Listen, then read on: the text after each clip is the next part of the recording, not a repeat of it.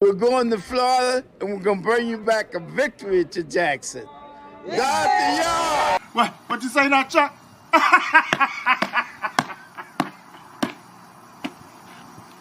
Man, you a plumb fool, man. Hey, welcome to another live episode of We're back. StrikeZone. Chuck, you a plumb fool. And as our plumb fool. As we love to do every episode. You gonna win your homecoming.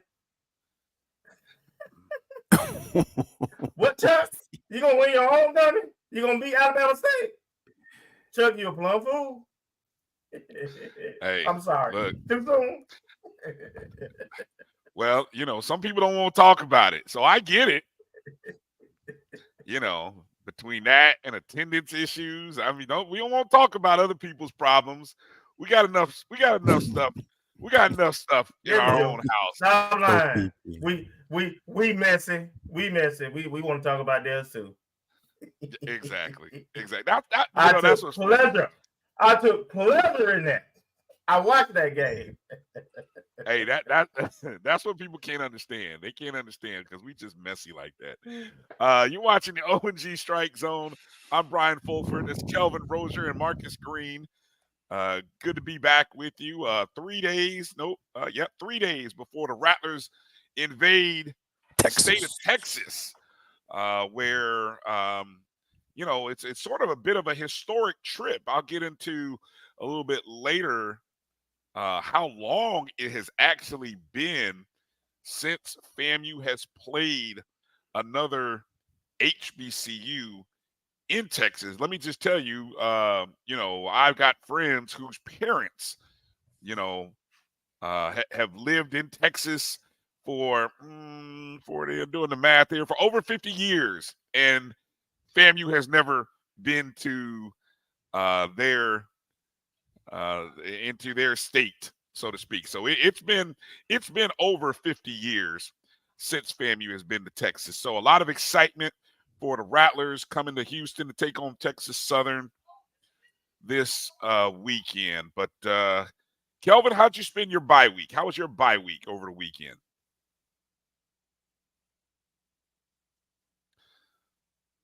Well, something happened. I think we lost Kelvin. I don't know.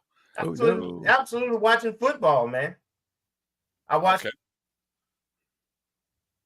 You got? No, we got you. It's just a long delay there. Go ahead.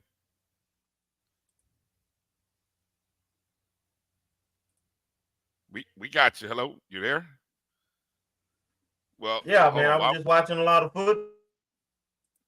football, man. Yeah. All right. That's a lot of football. Marcus, while we wait on Kelvin to get his, how was your bye weekend? You know what?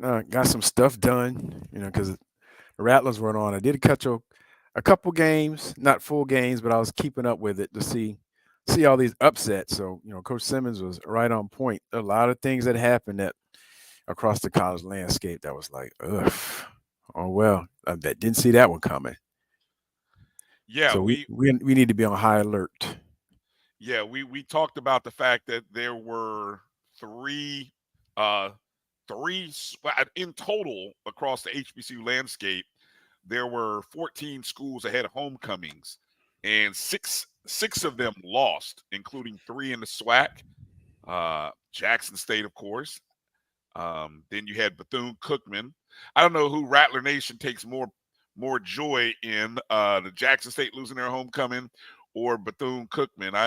That's a toss-up. I mean, we're a little messy, Marcus. I don't know which one we took more joy in, but that's the social media stuff. And then there was the other one who, oh my God, why can't I think of the other one right off the top of my head? Kelvin is back. Who's the third SWAC team to lose homecoming besides Jackson State and Bethune? Homecoming? Yeah, there was 3. Oh my God, we did this on the show Sunday. I know Tuskegee lost theirs. Well, yeah, Tuskegee lost. Grambling. Grambling. Thank you. Yeah. Thank you. Grambling. It was Grambling. So Grambling in big time fashion to Alabama A&M on a day or a night when they dedicated their field to Shaq Harris and Doug Williams. So that's Don't trust the SWAC, Wes. I told you. I tried to warn you. Well, hey, look. Now we got to play the West in the next 2 weeks. So that's who we got. We got the Texas schools, Texas Southern this week, and next week for homecoming, Prairie View A&M. So we'll 6. So this weekend there are 15 schools on homecoming, and that's the largest. Obviously, this past Saturday and this Saturday, the 2 largest weekends, I believe, on the calendar in terms of HBCUs. So we'll see. I mean, so far, there's been at least, I would say there's probably about 5 schools that might get upset this weekend. That's kind of how it's been rolling of late. So any other football games you watch over the weekend? I mean, you said you watch a lot of football, Kelvin. Anything that kind of caught your eye from the weekend? Well, you mentioned the homecoming games, and then even at the Power 5 level, there were some very interesting outcomes also.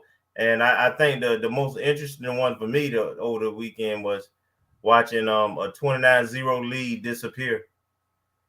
Ooh, and Colorado game. Yeah. Yes. Yeah, that was.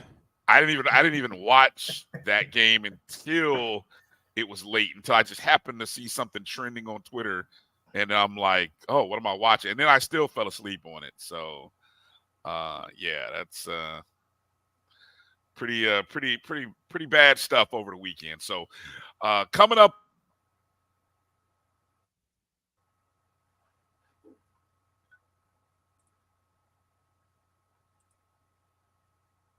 We're going to do another round table talk, this time with our hosts, our litany of hosts that we have coming on from that cover FAMU from local to national. We've got Alison Posey of WCTV, Rory Sharrock of the Sharrock Media Group, Rattler Review podcast. Of course, we got Gerald Thomas, GT3 from the Democrat, and then we have Zach McKinnell of the Blue Bloods, or now FCS Football Central, as he's joined up with the FCS Fans Nation site. I believe that's what it's called. So good roundtable talk coming up at the bottom of hour 1 here, and then going into the top of hour 2. So we're going to give out some mid-season grades, some mid-season analysis. So all of you in the chat room, make sure you get your notebooks out, get your grading books together, and let's be thinking about some of the best and worst that we've seen, biggest surprises, biggest disappointments. Get your grades together for your offense, defense, and special teams. And you kind of see how you guys match up with what we come up with as well. Before we get into the Rattler Roundup, let's get into saying hello to a few people who've checked in early. Kenneth Rozier, first one in the building. You know, just like family, huh? Family stepping in early before the lights are even on. He's already in there. Bull coming in.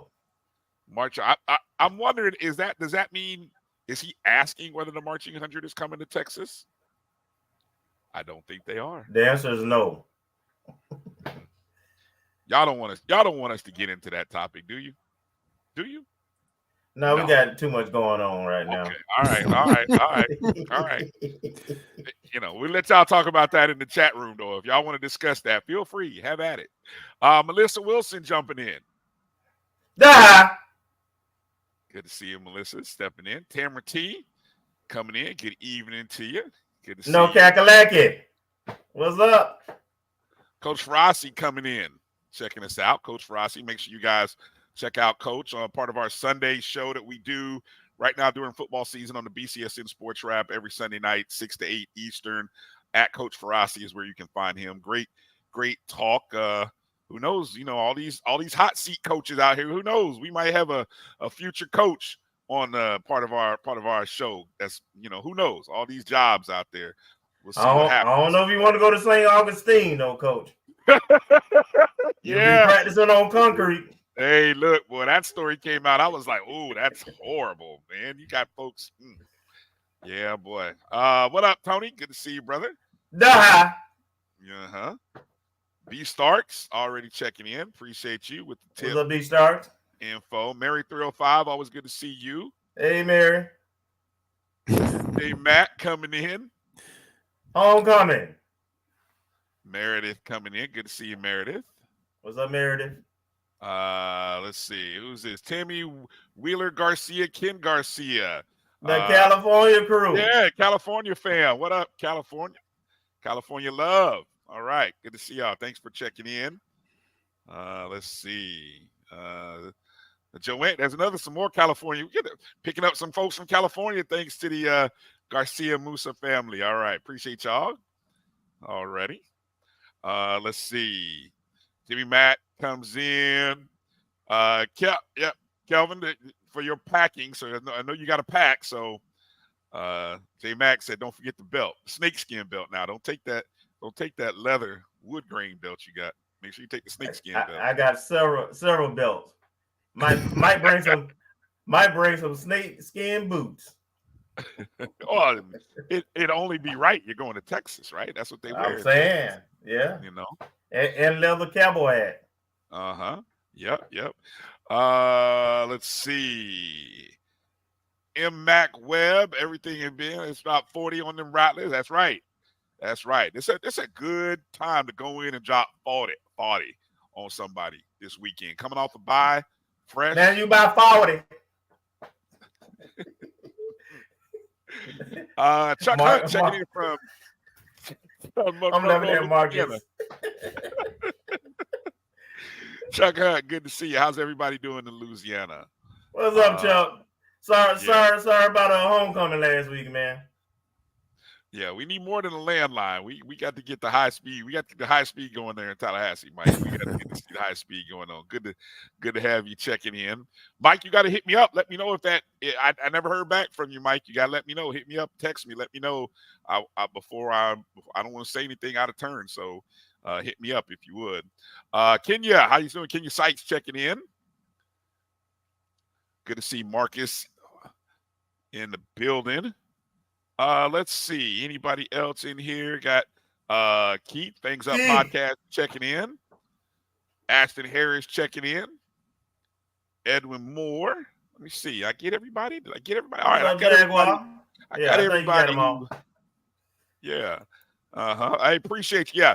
Everybody, thank you again for watching last week's show. The show last week, of course, with Erica, Musa, Jeremy's mom, and then of course we had Cardell Thomas and Leland Wilhoit. Great show.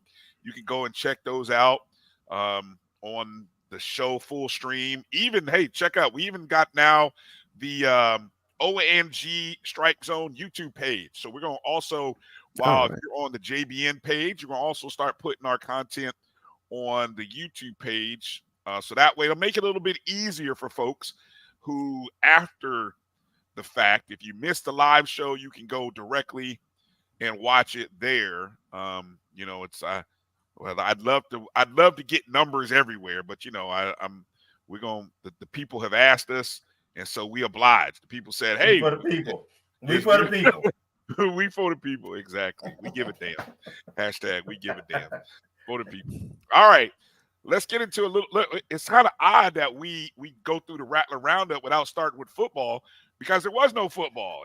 Coaches are doing recruiting, guys are out on working a second job or I saw a couple guys out on some boats out in South Florida.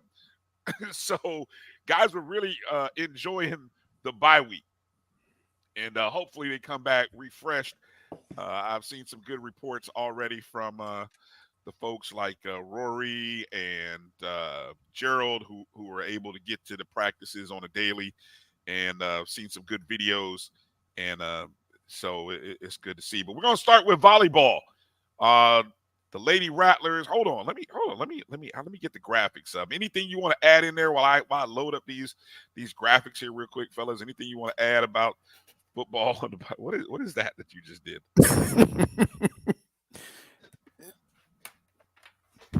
Hey, man, so everybody's refreshed.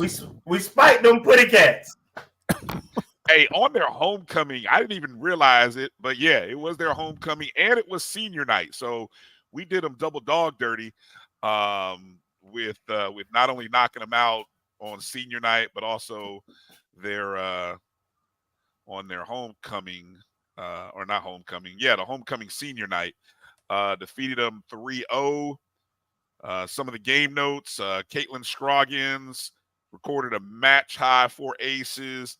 Isis Williams had a match high 8 blocks. In total, FAMU served up 5 aces in just the 3-set victory that we had. Let's see. Brooklyn Watts finished with a match high 12 kills. Brooke Hudson added a match high 22 digs. And FAMU attackers were helped by a match high 33 assists from, I'm just going to call it future SWAC setter of the year, Camila De La Rosa. And so that excitement there was high. Any thoughts you want to add on that volleyball match, guys? Anything you want to add in there? Good tune up because we got one coming up Friday that's going to have some implications. Yes, indeed. Yes, it will, no doubt. It was also a obviously with only one game, you're kind of wondering what the rest of the league is going to do and whether we will continue our streak of SWAC honors. And we did. That young lady right there, Ayani Sanford, was named the SWAC Newcomer of the Week for the second consecutive week and third overall in which she's been the Newcomer of the Week. And you can see her right there alongside a few other Grambling Tigers. Sanford recorded a double-digit kills in 10 matches this season. Her 10-kill performance in the victory at Bethune also highlighted a .421 hitting average to go alongside 3 assisted blocks. That courtesy of FAMUathletics.com. It was the 8th consecutive week, and there's only been 8 weeks, that a Rattler has been named SWAC or has earned SWAC Player of the Week honors in some form or fashion. So, congratulations there. And then, Marcus, as you just brought up, upcoming this week, big road trip to Alabama, huh? Yep, we're playing Alabama State, who's leading the conference and undefeated, and we get a chance, hopefully, to avenge our loss. I believe we lost 3-1 when they came to Tally when we opened up our SWAC play. Yeah, the interesting thing, and as you can, those of you who are watching the show, you can see the SWAC standings. We're kind of sitting tied with Prairie View A&M, and Alabama State still has not lost. In our time in the SWAC against Alabama State, there has been a trend in the games in which we have played them. Overall, we are 2-3, right? But we've never won at home, and we've beaten them every year at their place.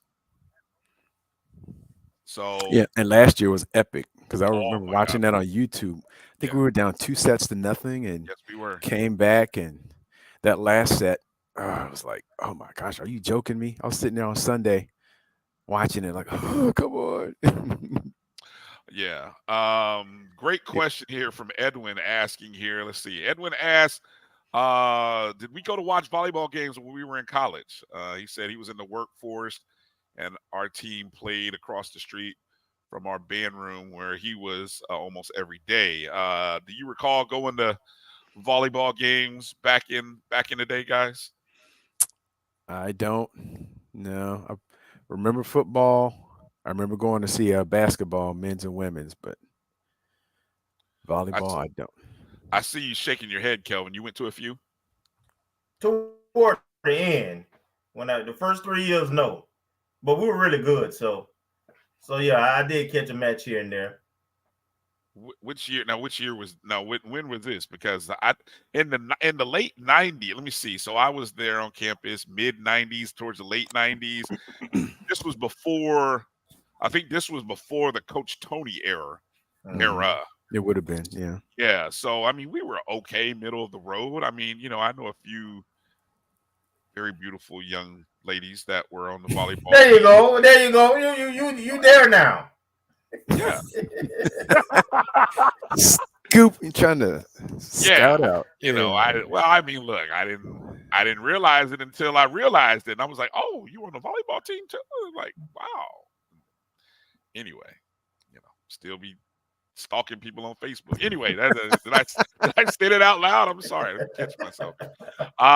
But yes, no. So but obviously, we got a good team. And I think, exposure helps. Winning helps. Winning championships helps.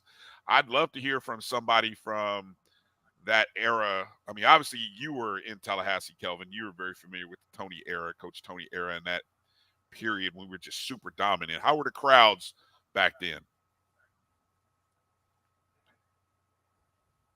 Kind of like they are now.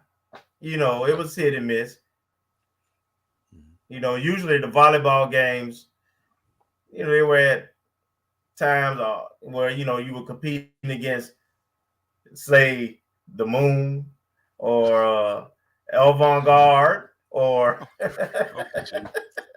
hey, the competition was still, buddy. It was still some TV show on BET. Yeah, I got you. Yeah, okay. Yeah, I understand. Yeah. It's hard. It's hard when you're a student and you got options. I just find that interesting because as I am watching or just happen to have on TV some volleyball match involving two schools from the state of Texas. It's like a packed house, like 6,000 people in the building. So I would love for us, and one thing I think I still maintain, what I would love to see done in the preseason is an opportunity for the best volleyball teams. Like I watch or I see us. I know Howard has a strong team. I think North Carolina A&T has a strong team. I mean, we're all in different conferences, and we're not really playing each other. Even at Alabama State, but I'd love to see 4 or 5 HBCUs get together early in the season and do a best of the best kind of invitational. Even the D2 level, there's some strong D2 programs, and I think it would really help grow some excitement from that level. I mean, you can really build it up because you can say, hey, we got the best from here and the best from here. Just something to think about. I like that idea. Yeah, and tied into it, if you think about how March Madness, I don't know how prolific it is now, but when they first made that rule around March Madness, I'll say it's like 10, 15, 20 years ago or something like that, where people would, for the great teams or even just as a hype thing, at 11:59, invite students and other people out to come get the team unveiled. And we've got a good volleyball team. I know we have a shortened practice session, but I don't know if there could be something like a March Madness type thing, maybe not at midnight, but like an open practice where you reveal the team and get it hyped up or something. Because we start so early. I mean, we start about the same week or maybe even a little before football. So I don't know how that coincides with the school schedule. but something to hype up the season to get people involved. And that's a great idea that you had in terms of like a early season tournament, because we play in a lot of them, but we haven't had one that was HBCU centric. Yes, and I love the idea of, look, get the DJ in there, invite the students out. I don't care if you got to give away free ice cream cones, Dr. Robinson, whatever, put him out there giving away ice cream cones or whatever he does well, when he's giving away free stuff. And I mean, just find a way to really hype up the volleyball season and the volleyball, and let people get to know, how fun and how exciting these young ladies are, and the style of ball that they play. Yeah. I think would really help sell it. And obviously you got to invite the local community.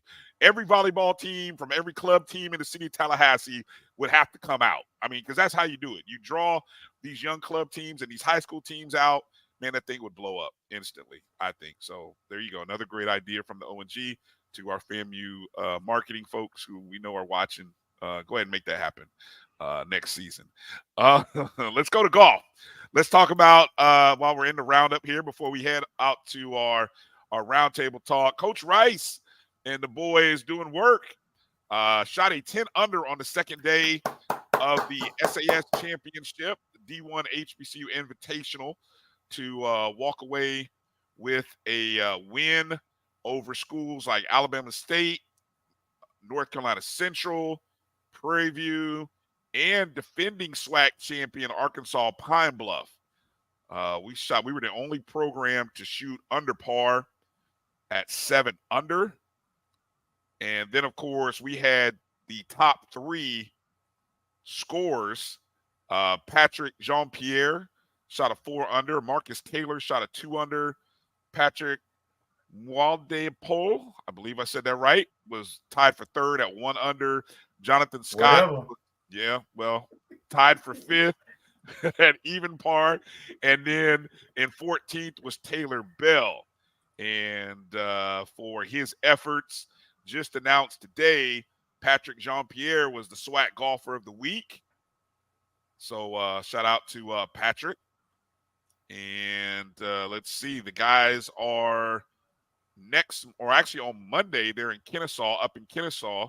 So those of you Rattlers up in Atlanta, the 2023 Pine Tree Intercollegiate. Now, one thing that I've seen from our golf team is that this is the second HBCU level invitational. We finished second in the other one. We finished first in this one. We're doing well in those. Now the guys, they got to go in when they play these non-HBCU golf programs, they got to perform on that level. I mean, that's where the rubber meets the road, right? Golf is one of those sports that's hard to have consistency, from week to week and course to course, man. That's a tough game, man. But yes, you are correct. Yeah. All right. Couple other notes here. Want to make sure we mention bowling came out from the Colonial Lanes. From a invitational at Tulane University, where they opened their season in a tournament out there in Louisiana. Overall, they went 3-7, but they finished 11th overall with an average of 177.7 out of, I believe, there were 17 schools. So not bad. North Carolina A&T had the overall best average of a 210.3. Alabama State was the only SWAC school that finished better than us with an average of 189.5. We finished ahead of Southern, Texas Southern, Prairie View A&M, Jackson State, and Alabama A&M. So good start to the season for Coach. Of course, who joined the show a few weeks ago. And their next match is the Orlando Sunshine State Classic, October 27th and 29th. So those of you in the Orlando area, now that's homecoming weekend. So if you're not going to homecoming, guess what? You need to be over there at the bowling lanes. And then one last thing I got to mention, coming to Tallahassee on Monday the 23rd. That's right, Monday the 23rd. Somebody correct me. Yeah, Monday you got the 2023 SWAC championship, cross country men and women's championships. Will be right in our backyard at the Appalachia Regional Park.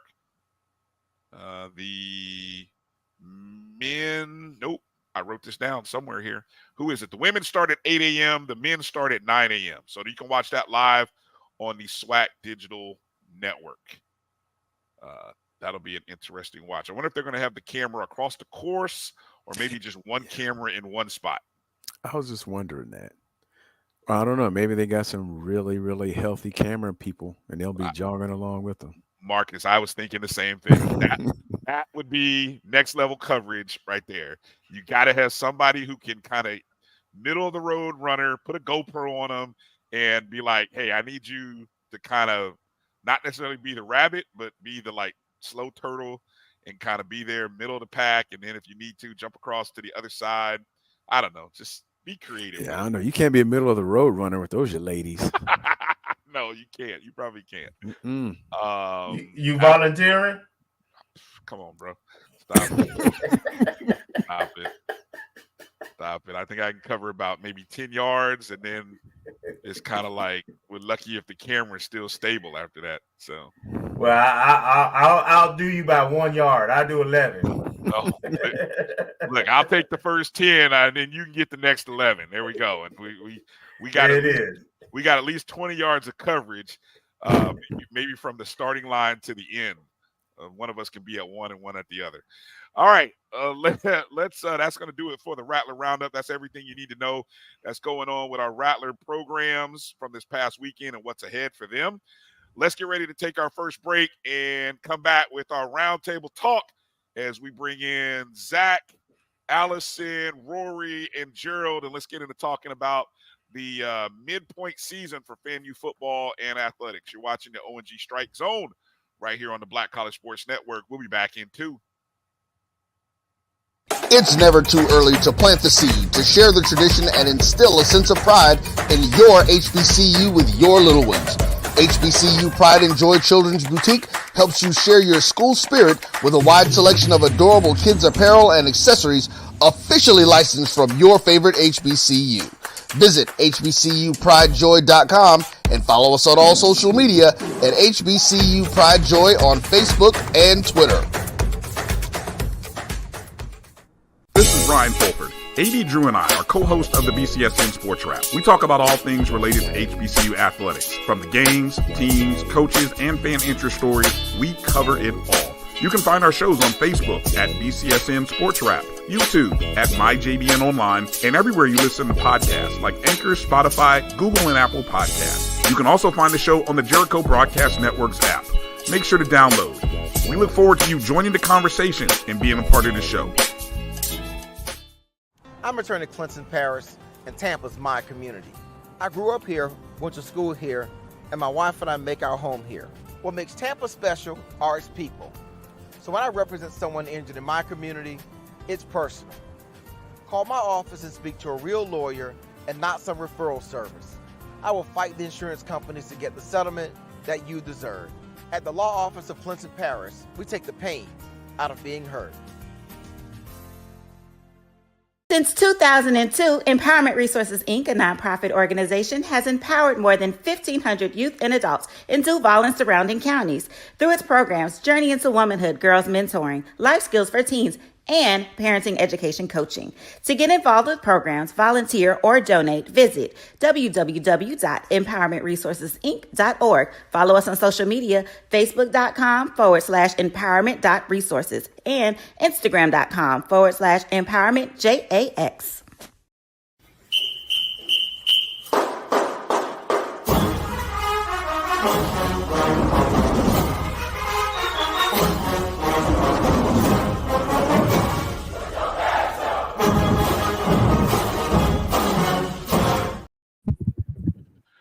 All right, welcome back to the O&G Strike Zone.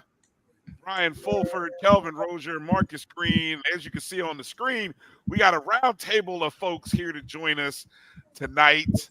Let's go ahead and introduce folks. I just kind of, I hit the buttons and I think it kind of worked out the way I wanted. We'll see how long this lasts. If you see at the top of the screen, joining us is Alison Posey of WCTV right in Tallahassee. Alison, how you doing tonight? I'm good. How are y'all doing? Doing well. Alison's been on the show, so welcome back to the show. Up in the top right, it's almost like, what was that game show where you got people like in the top corner squares? up in the top right corner there, you got Zach McKinnell of the Blue Bloods, FCS.com, and now the FCS Football Central. Zach, how you doing tonight? Man, appreciate you guys having me again, man. It's been a little while, but I'm glad to be back on the show with you guys. Yes, sir. Good to have you back. Of course, down at the bottom left of the screen, you got GT3, Gerald Thomas of the Tallahassee Democrat. How you doing, Gerald? Welcome back. Hey, what's happening, everybody? I appreciate y'all for having me tonight. Yes, sir. And joining us first time on the show, and looks like we got just audio, but it's all good. We got Rory Sharrock of the Rattler Review podcast and Sharrock Media Group. Rory, how you doing tonight? Good evening, everyone. I promise I'm here. Trying to get the camera straight, but so glad to be with all of y'all. It's all right. It's all right. You got that good smooth voice. I'm a little jealous, Normally I'm the one that gets the voice, but it's all good having you in the room, Rory. Good to have you here. All right. So we invited our roundtable of journalists who cover FAMU and FAMU athletics to join us tonight because it's a good time to kind of talk about FAMU, and we got a host of different things that we're going to get to. So hopefully you guys in the chat room also feel free to jump in there and feel free to add in your comments as we go. All right, so let's kind of get going, and we'll start with we'll kind of go around the horn with Alison to start, and we'll kind of go with the good old biggest disappointment and surprise this season for FAMU football. Biggest surprise and disappointment this season. Alison, what you got for us? So I kind of combined it into both because I'm surprised and disappointed about this team's lack of consistency. I really thought coming in with a veteran quarterback, some good receivers coming back. Defense, they lost some guys, but they had a lot of guys coming back too. I think the lack of consistency definitely been a surprise to me, and it's also been a disappointment, I think, to me and everybody else, because I think a lot of people didn't expect this team to have to fight so hard every game. Now, I will say on the flip side of that, if you're going to fight and you're going to have to go through adversity, it's better to be on the winning end, and they've done that. So the fact that they've been able to fight and overcome that is a good thing, but I'm definitely surprised with how much they've had to, given the sense that they did have a lot of veterans back at a lot of key positions. So I'm both surprised and disappointed by that lack of consistency. Good point. Good point. Zach, what about you? I think the biggest surprise is probably the defense for me. I thought they were going to be good, but I mean, you're looking at a defense right now that's allowing less than 275 yards per game. They're getting after the quarterback really well, forcing a lot of turnovers. They've kind of exceeded my high expectations for them, but I think the disappointment is the rushing attack. You saw that first game against Jackson. We saw that dynamic duo come out. Yant finally makes his big appearance, and they run the football really well against Jackson, and it's just kind of disappeared at times, almost like it did last year. Last year, that was my biggest criticism of FAMU, ranked dead last in the SWAC in rushing, and it just seems like they've never truly committed to running the football. And I know they've been banged up on the offensive line, and play calling might not have leaned into the run game, but I think they're too talented in the running back room not to be better at running the football consistently than they have been. Good point. Good point. I think you kind of got me right there on one of my surprises. Rory, what about you? Biggest surprise and disappointment so far this season? Kind of to piggyback like off what Alison said, it's a surprise and disappointment at the same time, but I'm going the route of the secondary playing as poorly as they have. The defense has been outstanding, at least the front seven has. But for the secondary to only have one interception, Kamani King, and oddly enough, as great as the Dark Cloud defense is, and this team has the potential to win not only the SWAC East, the SWAC, and the Celebration Bowl, they could end up at the end of the season losing the turnover battle. And that's got to be a head scratcher for a high caliber championship team to give the ball away more than they're taking it away.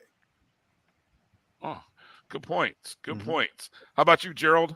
biggest disappointment and surprise and disappointment so far?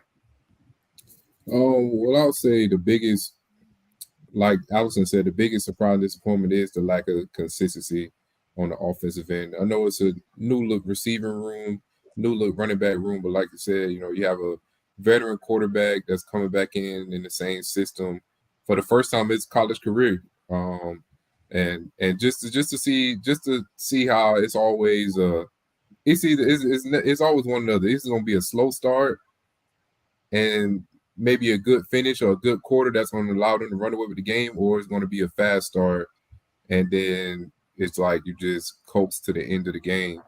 So that's something that I really want to see them really get better at, and just putting together those complete games. Another thing is, like I said, I think it's a lack of commitment to the rushing attack, because this year over the first 6 games, I've been really impressed about Terrell Jennings, and I know Terrell Jennings have been there since 2019, I believe. Mm-hmm. And when he gets the ball, he's a problem, and he looks faster than he's been in the past. And Terrell Jennings, he's really a guy. So I think you really feed him the ball and and see what he can do. I think maybe they'll open the playbook more towards the rushing attack that they have. Good point. Kelvin, what about you? Biggest surprise, disappointment? I think there's no more meat on the bone. They got it all. It's been it has been the inconsistency. I've talked. They've heard my spin on this for the last 7 weeks, but I want to see us play 4 quarters of good football. I expect we done played our tougher competition on the front end, so I'm anticipating we got some teams where we can put 40, 50 points up. They're not very good defensively, and that's what I want to see. Finish strong. How about you, Marcus? It kind of ties into the same theme that most folks were saying, but I would go this route. And, I've been tracking the last couple of years. I would say the inconsistencies, given the number of seniors and graduate students that we have on the team, and tied into that, the number of penalties. We were, 2021, we were dead last in FCS. Last year, we trended up a little bit. I guess we were in the lower 100, so we went up about 20 spots. And so I expected that trend to continue, where we would have fewer penalties, especially given the experience that we have, but we've reverted back to 2021 form. Granted, we did make the playoffs that year, despite the leading FCS and the number of penalties and penalty yards and penalties per game, but I did not expect that. So that's probably my biggest disappointment and surprise. I'll piggyback right on top of that, Marcus, because that's what I had written down. And I was surprised. I was waiting to see whether anybody was going to say it, and then here comes Marcus at the last minute. It's penalties. I looked it up today. We are and I don't know how you say this properly, we have the 4th most in the nation, FCS, at 57. That's 4th most in all of FCS football. And we have the 3rd most penalty yards in FCS football with 515. I mean, that is a surprise. I did not think we would be, and still we are what we are, right? From a team perspective. And I guess for me, the disappointment would be the scoring. I mean, you guys kind of touched on it. We're only averaging 27 a game. I think we all thought we'd be averaging 30 more a game.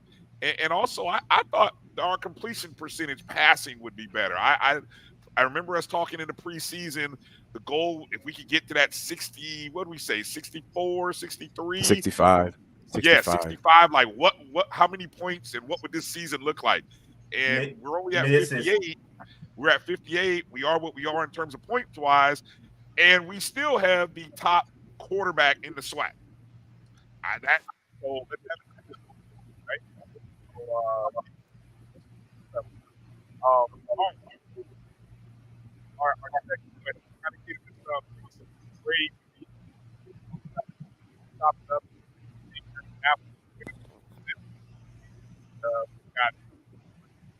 Brian, you're fading out. Okay, I thought that was just me. Sorry, I'm moving not moving the cord here. There you go. All right, there you go. All right, thank you. Mid-season grades. We'll go offense, defense, special teams, and we even throw the coaching category in there. So if you want to throw in some grades in there. So we'll start it off with Zach this time. Zach, what do you got? Mid-season grades. I would say offense, probably a B- for me. I don't think they've been bad. It's just like you said, they've kind of been underwhelming to a point. I mean, averaging under 30 points a game. I figured they'd be closer to the 400 yard per game marker, even a little bit higher than that. And they've just really lacked that explosiveness that I was expecting from such a mature team. Defensively, I understand they haven't forced, a ton of interceptions or anything like that, but the way they get after the quarterback, how dominant they've been at times, I'm gonna give the defense an A-. I've been really impressed, especially the front four. You look at Isaiah Land leaving, you look at some of the question marks coming into the season about a true edge rusher. Anthony Dunn has answered the bell in a big way. Gentle Hunt's having a career season. There's just so much talent in that front seven. And then we don't even have to talk about Isaiah Major, who's putting together a SWAC Defensive Player of the Year campaign, possibly an All-American type season at linebacker. In terms of special teams, I think it's been fine. I would give it a B. And then in terms of coaching, I'm gonna give it a B-. I still think there's, like we talked about, man, committing to the run game. You got too much talent, and I really think the second half collapses at times. You look at that Jackson game; they had a chance to really kind of run away with that game, and then something just stopped clicking. So I think the coaches have to put some of their playmakers in better positions to capitalize. And also, I think it's just been inconsistent halves of football, and ultimately that falls back on the coaches. So I would give it a B- as well. Okay. Good deal. Rory, how about you?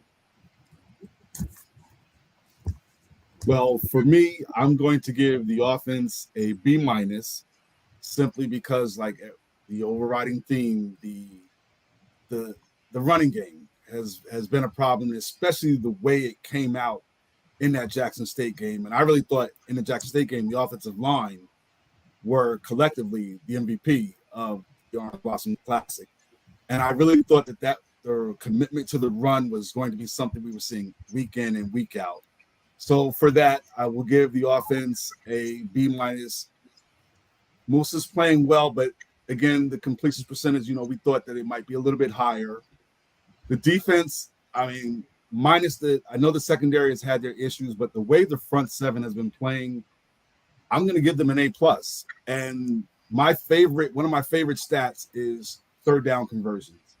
And they rank 5th in the nation in third down percentage of stopping the opponent. So basically, it's like you have first and second down to move the ball, and third down is just the equivalent of fourth down, and then you're punting. So for that, defense has just been lights out. Special teams, I'm going to give them a B-. Great opening kickoff against Jackson State. There have been some penalties that have kind of hurt the special teams play, and I would like to see, of course, we got so spoiled by seeing Chris Fadul. Not that Wilhoy isn't, I'm drawing a blank on the punter's name, but not that he's not playing well, but we just got so accustomed over the years of seeing Fadul consistently flip the field and all the starting inside the 20. And for coaching, I'm going to give a B+ for coaching because, yes, there are some adjustments that should have been made that weren't made. They're winning games, but we really want to see that foot on the gas pedal from the kickoff to the end of the ball game. Rory, I'm glad you said foot on the gas. I thought you were about to say something else. This is a family show. That too. That too, right? That too. Yeah. Gerald, how about you? What are your mid-season grades? Yeah, so first I'm gonna start off by giving the offense a B-.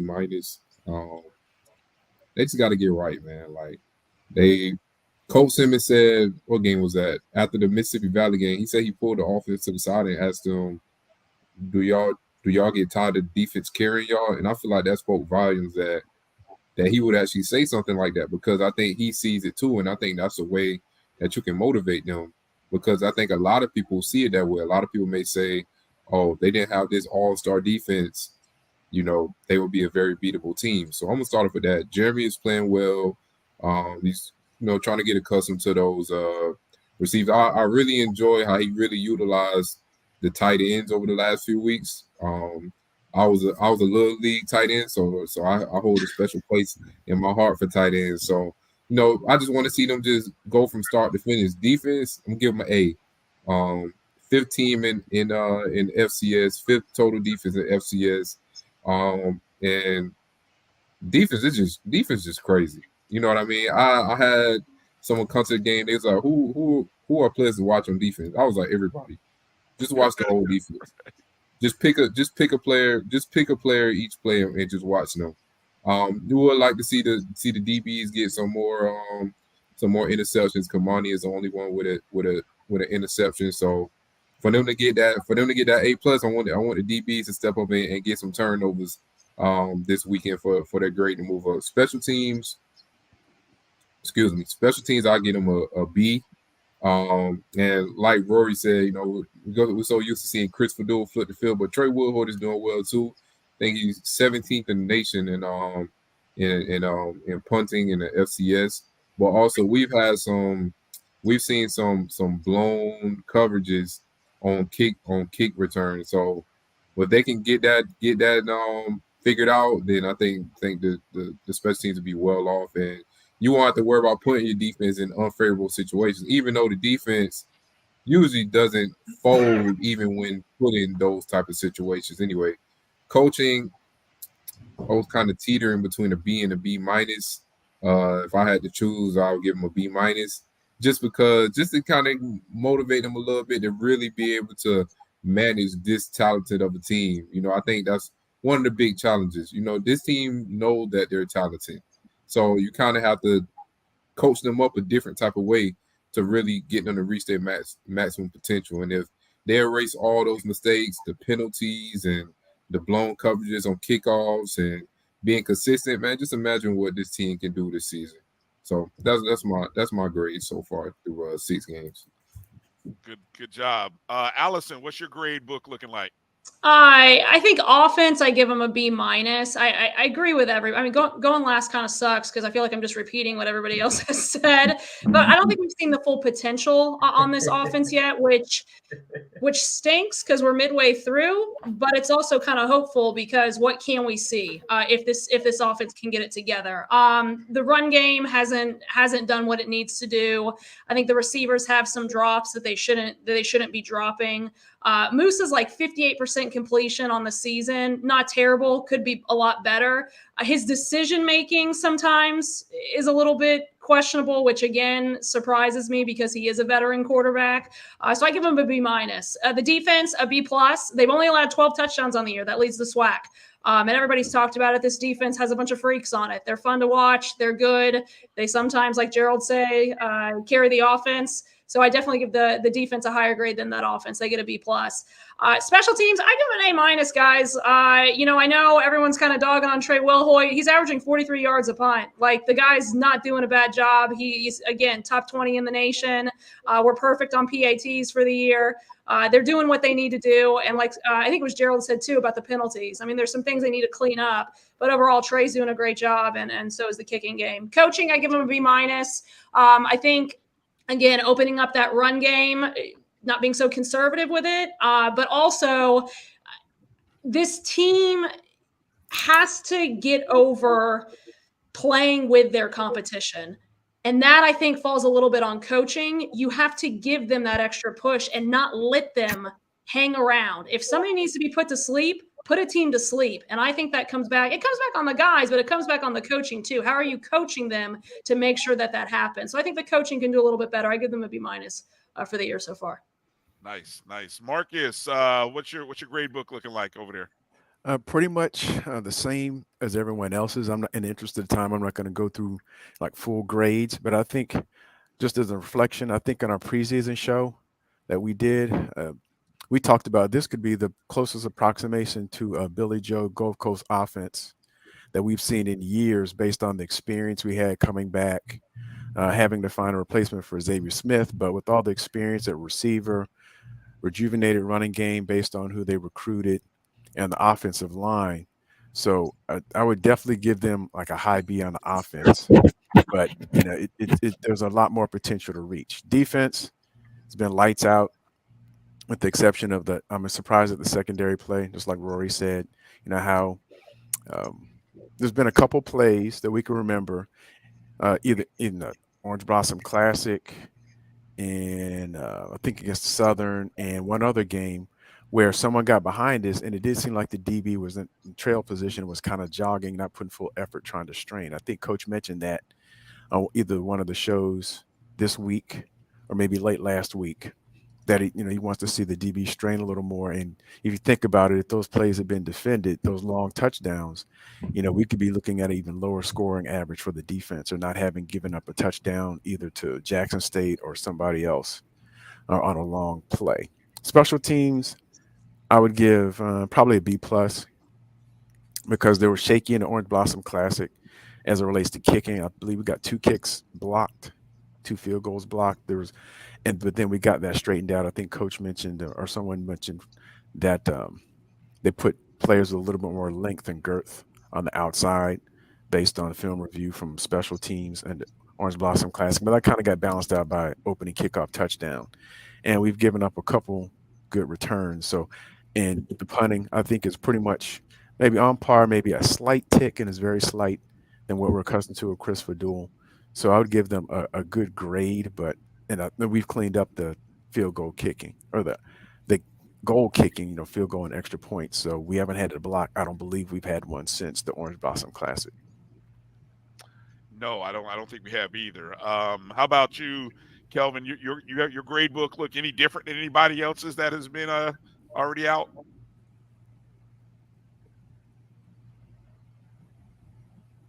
Beating on Kelvin here. I think he's on a bit of a delay. No. Go ahead. That's it.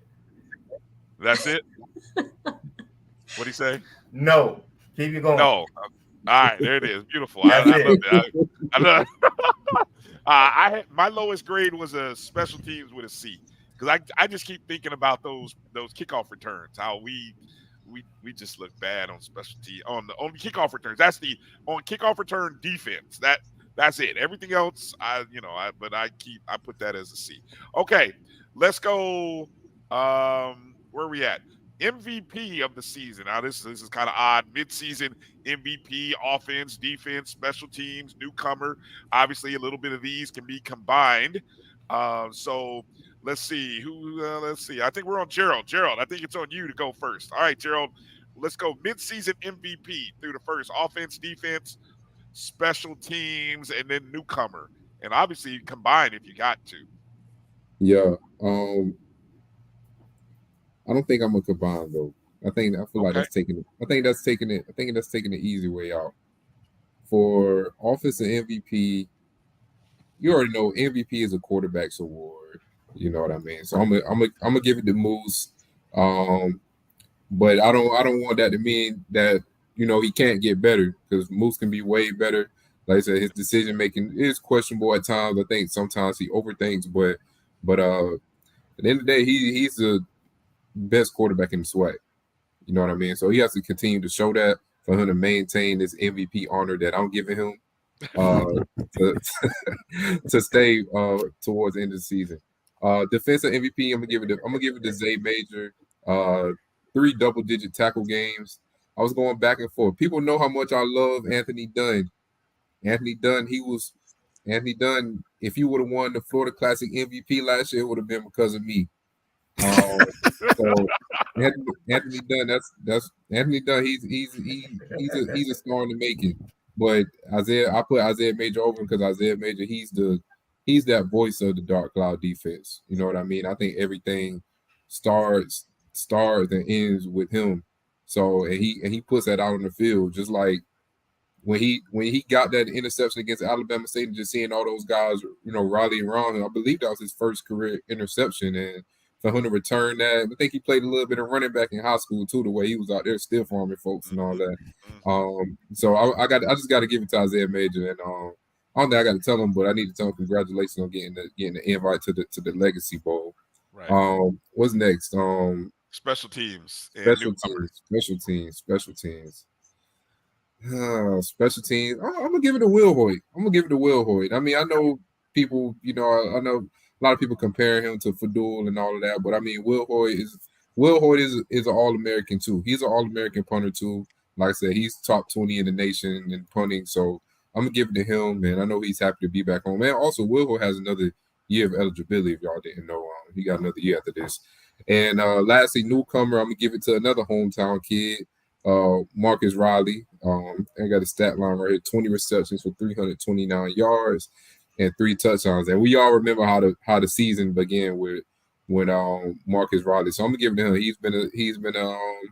He's been a star for them. You know, when you have a guy like Xavier Smith leave out, for a guy like Marcus Riley to come in and step into those shoes of being really like that number one receiver to lead the Rack Boys. I got to check with Coach AC to see if they Rack Boys yet. Because last time I talked to him, he said, "No, they ain't Rack Boys yet. They got to earn that." So, but Marcus Riley, I'm gonna give him the newcomer of the year. And I know he's happy to be back home in Tallahassee playing his final year of college football. Yes, indeed. All right, Alison, who you got? Who are your midseason MVPs? Am I allowed to do double, or do I got to pick one? No, sure, hell, why not? It's your awards. Yeah, go ahead. There we go. Okay, offense. I know people have. I'm looking at kind of potential here, what he's done and the potential. Jaquez Yant. I mean, I think he was a great add to this offense. I mean, the kid's got legs the size of tree trunks. I mean, the way that he runs the ball is something else, and he's been fun to see. And you're going to hear the name Marcus Riley a lot from me because I think the kid is a stud. I'm so glad he came back home. He was so much fun to cover in high school, and I'm just so thrilled that he's being able to finish his career at home at Florida A&M. So offense, I have Yant and Riley as my offensive mid-season MVPs.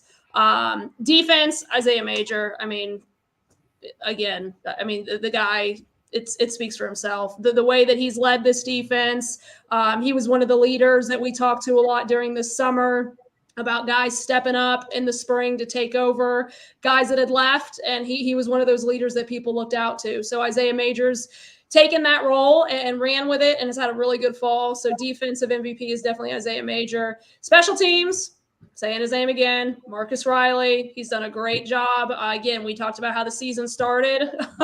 when he ran that back, I was like, oh my God, is this how this game's going to go? So Riley definitely special teams. And my newcomer goes to Marcus Riley too. I mean, he does special teams and receiving for them. I mean, he's where you need to be when they need to be it.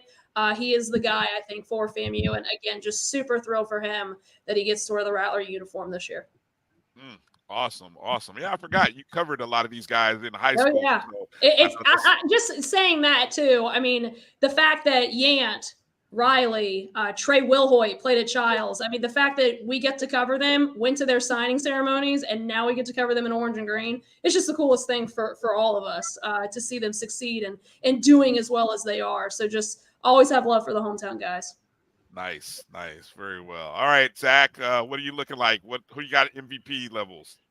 Man, I know what my guy G said over there because it is a quarterback award. But Brian, me and you talked to SWAC Media Day. I try to buck that trend. I hate that it's just given to the quarterback by default. So I'm going Marcus Riley. I think he's been the most explosive option on offense. He's really stepped up in some of the biggest games. The last game against Southern, man, he really stepped up in a big way for FAMU. Of course, with that kickoff return against Jackson as well.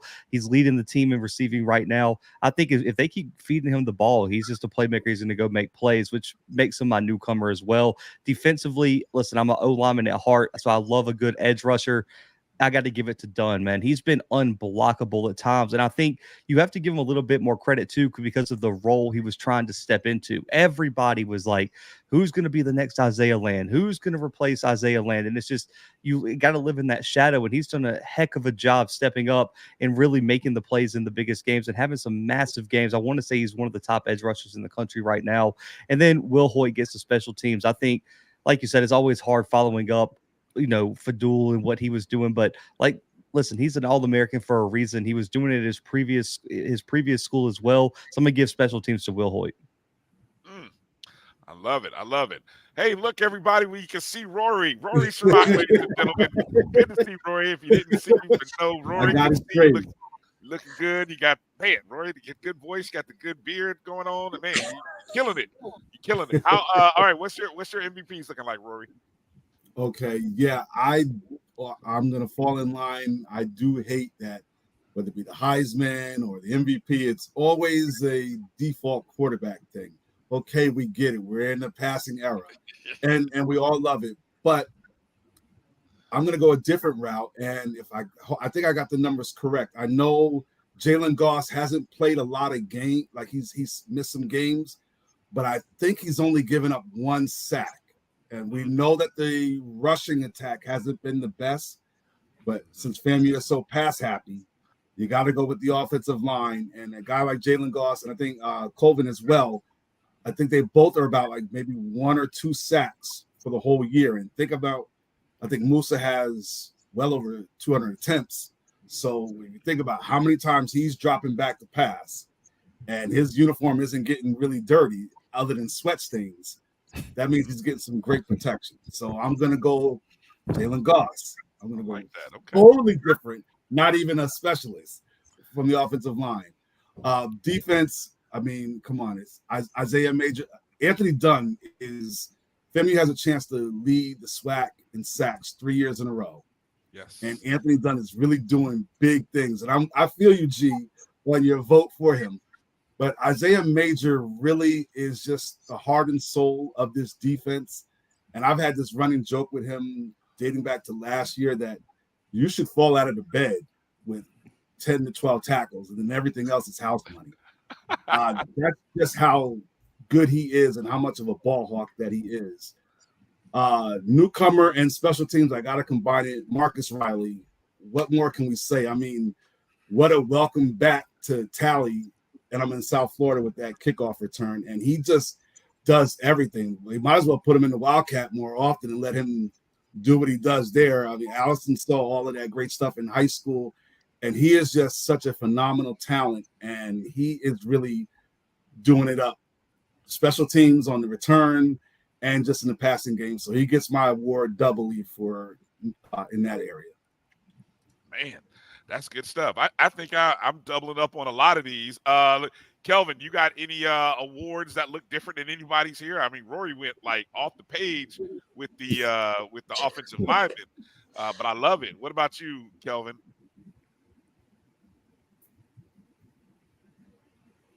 I feel like there's a countdown here, Kelvin. 3, 2, 1. Kelvin, you're on mute. All right. I'm gonna come to you, Marcus. While I wait on, I feel like we're playing musical squares. Anything different? No, nothing different. Nothing different. Yeah, I pretty much had. I'm with you. I had Musa as I'm going quarterback. You know how I love my quarterbacks. I'm going with quarterback for MVP. I did have Dunn. I'm with you, G. I got Dunn as a MVP defensive side. 3. Let me see. First in sacks, 3rd in tackles for loss.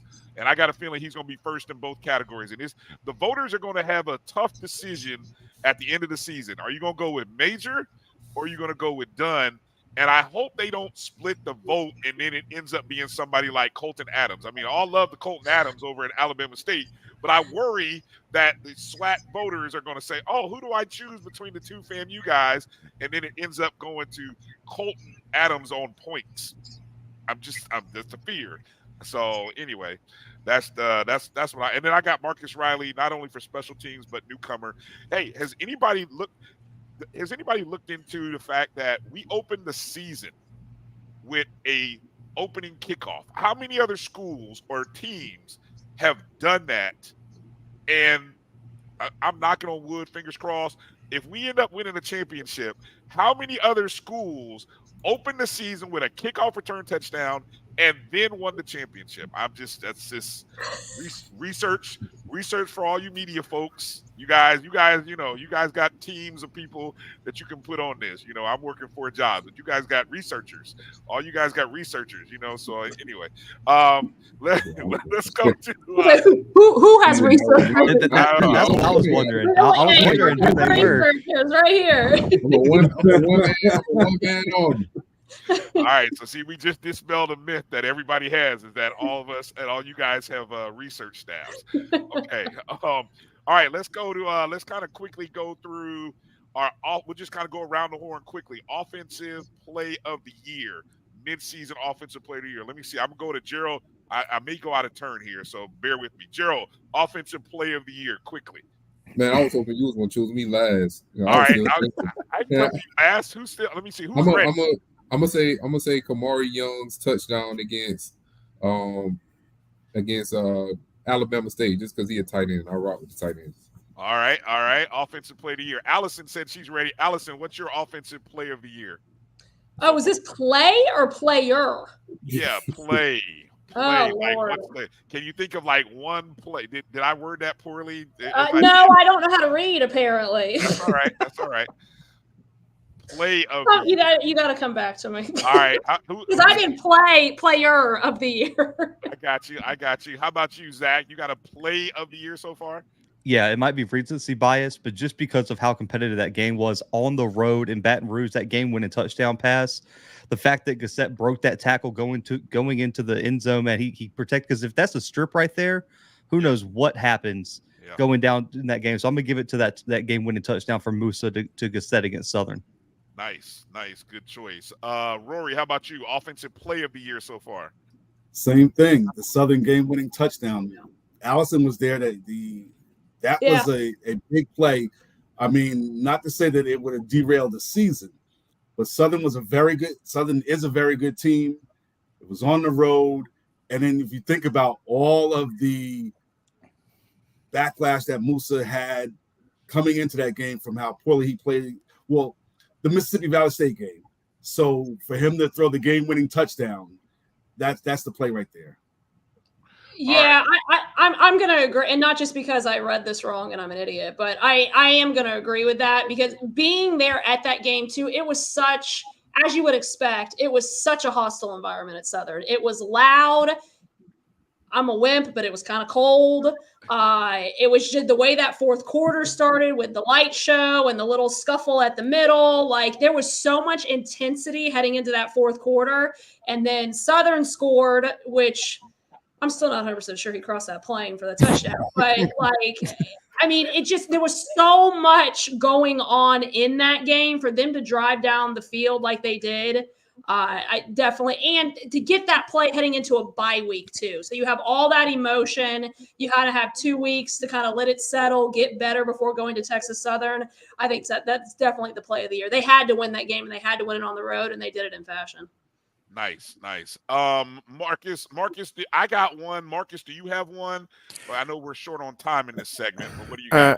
I do have a quick one. It's not, I don't know if it's as critical as the Southern game, but I can't remember which game. I don't know if it was West Florida, but when Terrell Jennings broke off like a 65-yard run. Yes, 73 to be exact. 73, okay. Yes. And I was like, man, that boy's got some jets. I didn't see that in 2019, 2021. I mean, he was gone. I was getting hyped. Yeah, let me make a correction of mine. That was actually the West Florida game when Kamari Young scored that touchdown. See, I got the picture. The came with the picture right here. There you go. This picture right here. Photo evidence. Yeah, this the one right here. This the one right here. Shout out to the tight ends, man. Is that a screensaver that you got there, Gerald? No. Come on, man. That's okay. That's all right. But yeah, I think Kelvin, you had the 73-yard by Jennings as well. I saw you. Yeah. So isn't that funny? Okay. Yeah. All right. Good deal. Hey, we'll come back on the other side of this break. Give you guys to think about the defensive play of the year. I think we all can say, does anyone disagree that the special teams play of the year was the opening kickoff? Can we all agree? There hasn't been anything. Yes. Okay, yeah. All right. So we won't even agree. All right. So when we come back from the break, defensive play, and then kind of get into the second half of some of our conversation. I know we're short on time. We'll see how much of it we can get through on the other side. You're watching the O&G Strike Zone right here on the Black College Sports Network. We'll be back in just a moment.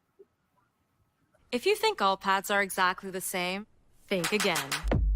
This is Always Ultra Thins reinvented with the Always Triple Protection System. This pad wicks gushes 90% faster, absorbs even more so you can feel dry, and locks odors in. Rethink your pad for up to 100% leak-free and odor-free comfort with the totally reinvented Always Ultra Thins. This is always like never before. The Cuvée Group is a Florida-based marketing and training consulting firm. We help businesses communicate to their target audience and engage them in conversation.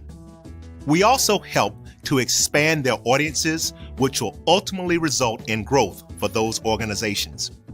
In addition to being a certified constant contact specialist, my colleagues and I are also certified in John Maxwell Leadership Principles. We use these proven principles to conduct workshops, training, and private coaching sessions for individuals and companies looking to take things to the next level. Contact us to schedule a free consultation. Issues today, don't delay, call Cuvée. As technology continues to bring changes to the world of education, it's time we also reimagine teacher professional development. Gone are the days of one-size-fits-all learning that can only be accessed at a specific time and place. The Stride PD Center is an on-demand library of mobile-friendly courses that allow educators to learn anytime and anywhere. Our dynamic courses provide bite-sized learning and help educators advance their knowledge while also gaining professional development hours. The best professional development plans are those that include a level of flexibility and choice for educators. Whether you're a teacher, school, or district, visit us today to take charge of your learning.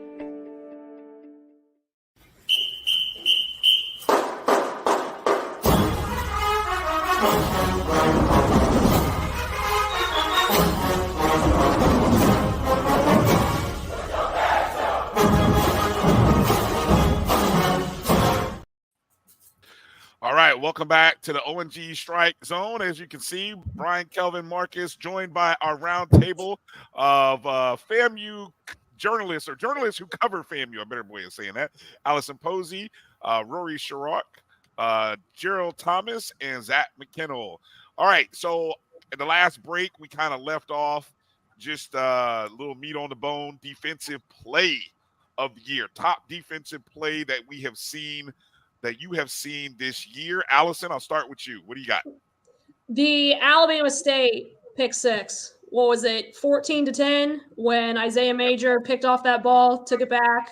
How many was it? 40 yard, 45 yard? I mean, it was half the field. Yeah. Took it back. I mean, it was a close game, too close. And that kind of put that game to bed, gave them that bigger lead. So I would say that definitely defensive play of the year. That was a big win for them. They needed that win. I know I'm right there with you on that one. Rory, what do you got?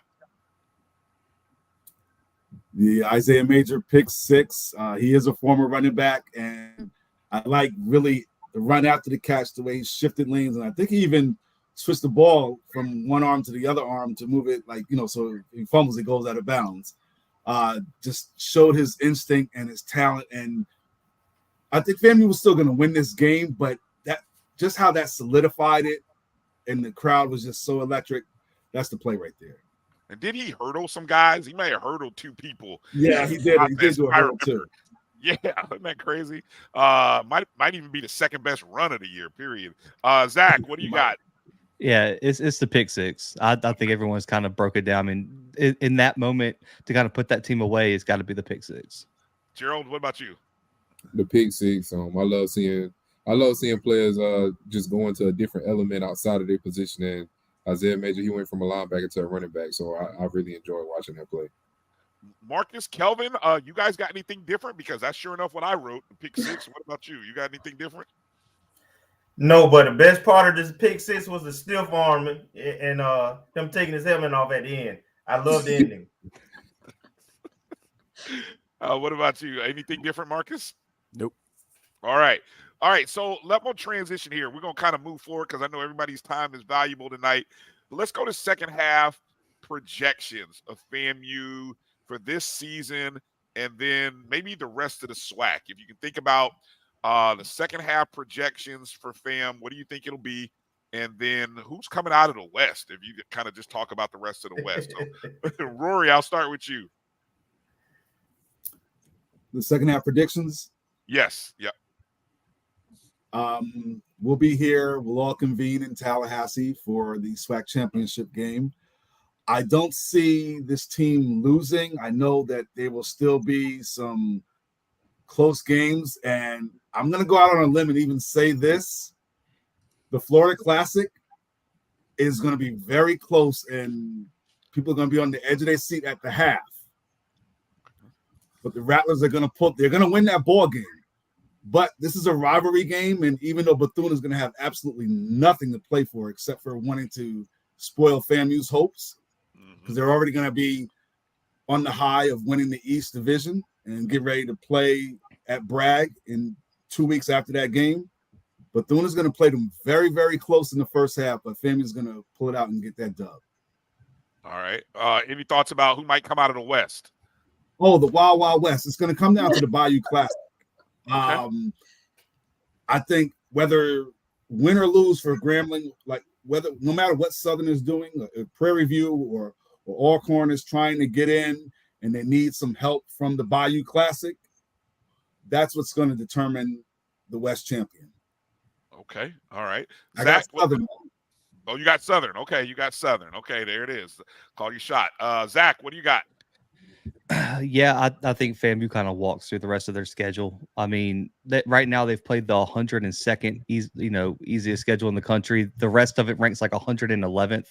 I mean, Texas Southern losing Andrew Body for the year was a tough loss for them. PV just got held to 100 yards of total offense by a bad Houston Christian team. So I have no faith in either one of those teams. I think the toughest game is probably that road trip to Huntsville against A&M because we saw what they just did to Grambling. And then I think everyone on this panel remembers what happened last time FAMU was in Huntsville, how stressful that game was a few years back. So I think FAMU was going to win their division, get to the SWAC championship host. In terms of the West, I like Alcorn. I know it's not a popular opinion, but Aaron Allen has been balling. I mean, multiple games of 200-300 yards. They made that QB switch. They get Southern at home. Grambling helped them out last week losing to A&M, and I just don't trust Dooley and Southern. I think they're going to choke it out a few games down the stretch, and I think Alcorn is going to, by default, get out of the West. All right. Gerald, how about you? Yeah, I see FAMU winning out. Like I said, the toughest game really remaining is that A&M game. I think last time they went to A&M, they were down 28-10, I believe, or up 28-10 almost.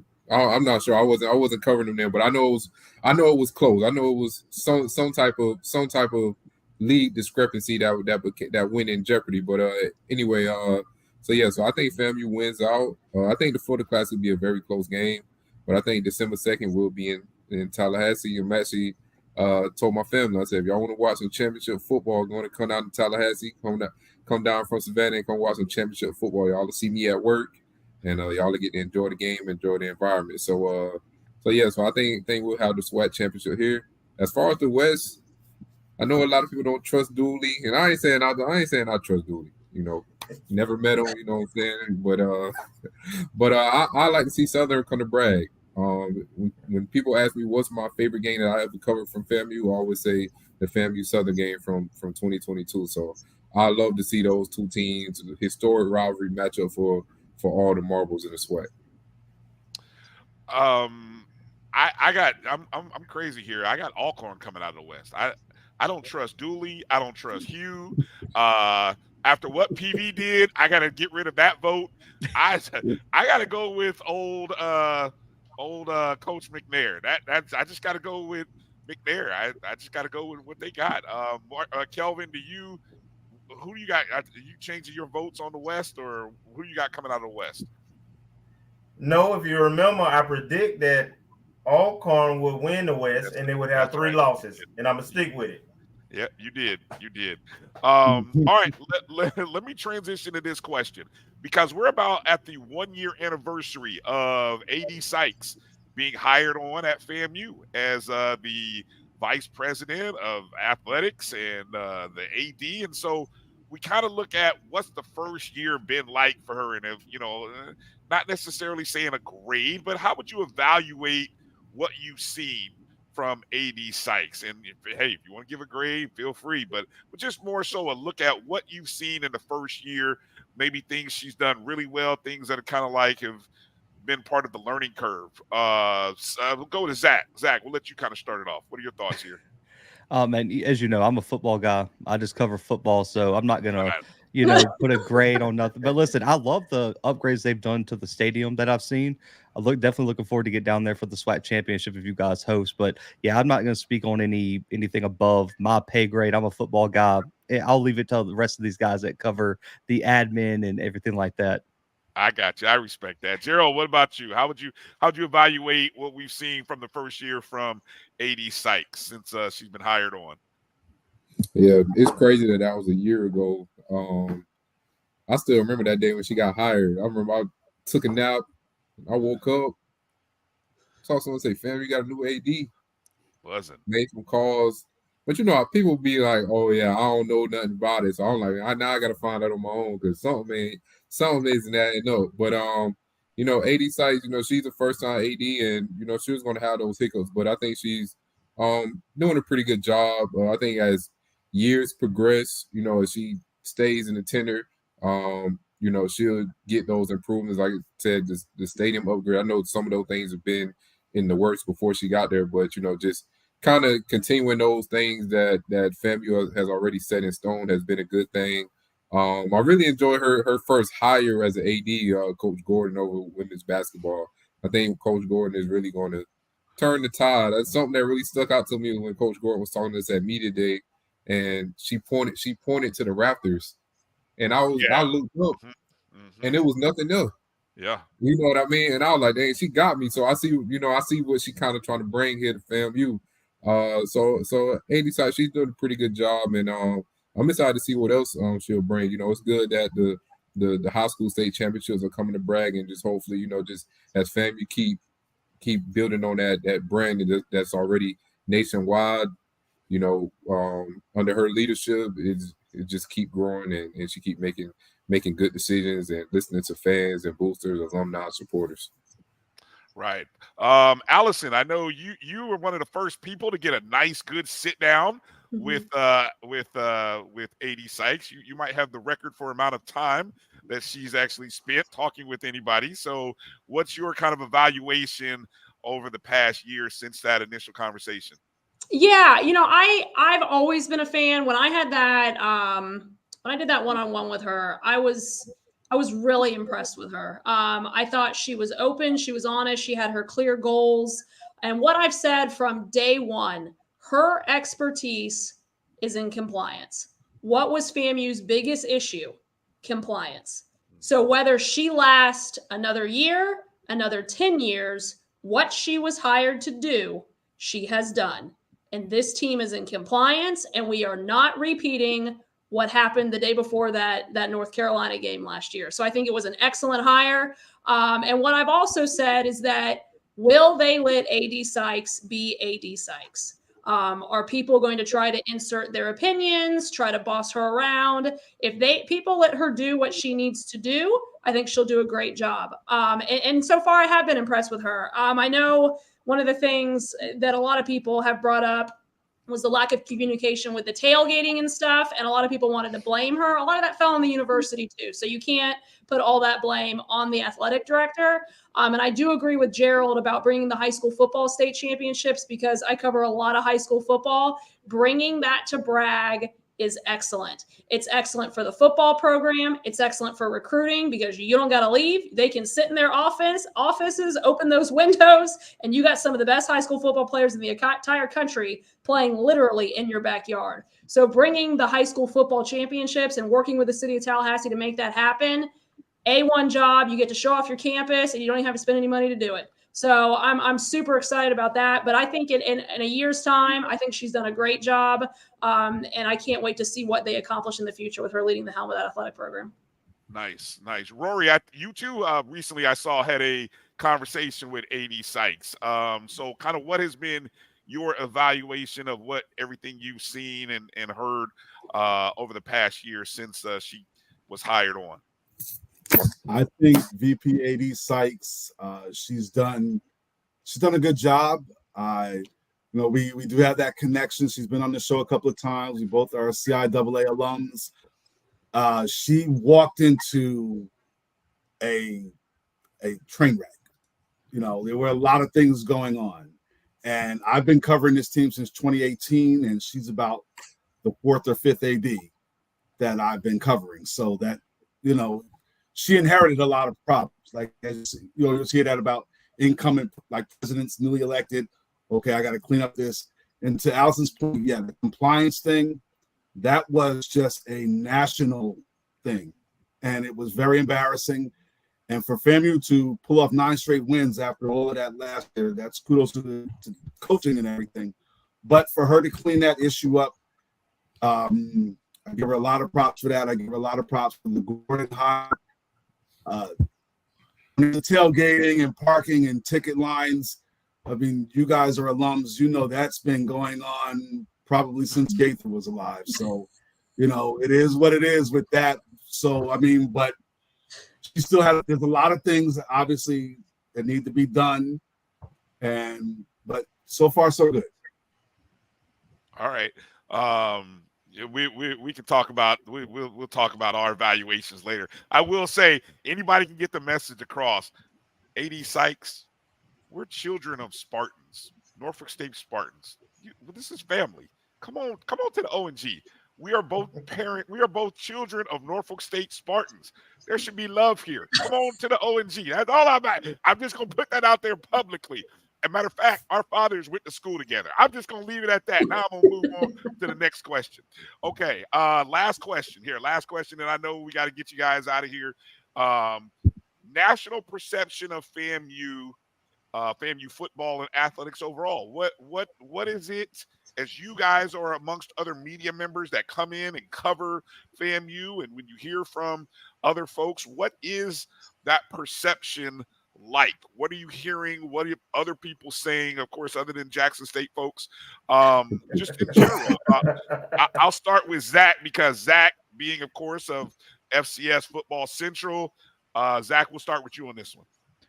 Yeah, I mean, I think it's kind of a guarantee. All the FCS people I've talked to, just my perception, I mean, it's kind of everyone's kind of already previewing the North Carolina Central FAMU game in December, which, I mean, there's a long way to go. I mean, the first MEAC conference game isn't even played till tomorrow night, so we have no idea. And Trey Oliver has collapsed at times against South Carolina State, so we'll see what they look like. But I think it's just kind of a consensus that they're a top 25 team, but it's the same problem everyone had with Jackson the past 2 years. It's the same problem everyone had kind of with North Carolina A&T at times, is they don't really have a signature win. And Brian, me and you have talked about this one-on-one.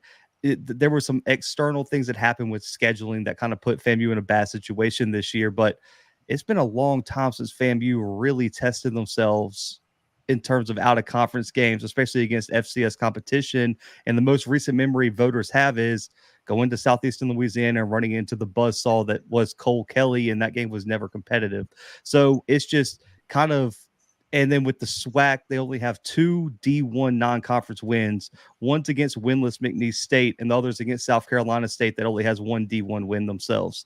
So the kind of comparison game's tough for voters, because it's like, well, if FAMU had to play UT Martin's schedule or Delaware's schedule or Harvard's schedule, are they sitting at the record that they are? Or is it because they got to play West Florida? Is it because they're going to get to play Lincoln? Is it because they got to play Valley? So that's kind of the national perception, is FAMU's really talented. They're a top 25 team, but it's just, what's the ceiling for them? Because we still haven't seen them play a signature win, and that Jackson win may age poorly the way that program's going right now. But well, it remains to be seen how Jackson finishes up the season. But that's kind of where FAMU sits in terms of the FCS landscape. Appreciate that. That's good stuff. Gerald, how about you? What are your thoughts here? Well, it's nice to see FAMU nationally ranked. I believe, no, don't quote me on this, but I think they might have wasn't ranked in the FCS coaches poll until like maybe after the Classic. I think they were number 24 in the nation. And now they're number 18. They were number 16 last week, but the bye week moved them down. So it's good to see that. But I would like to see FAMU play more out of conference FCS games. And I mean, if you're gonna play Division II games, play against the upper echelon Division II. I think the West Florida opponent was a good thing.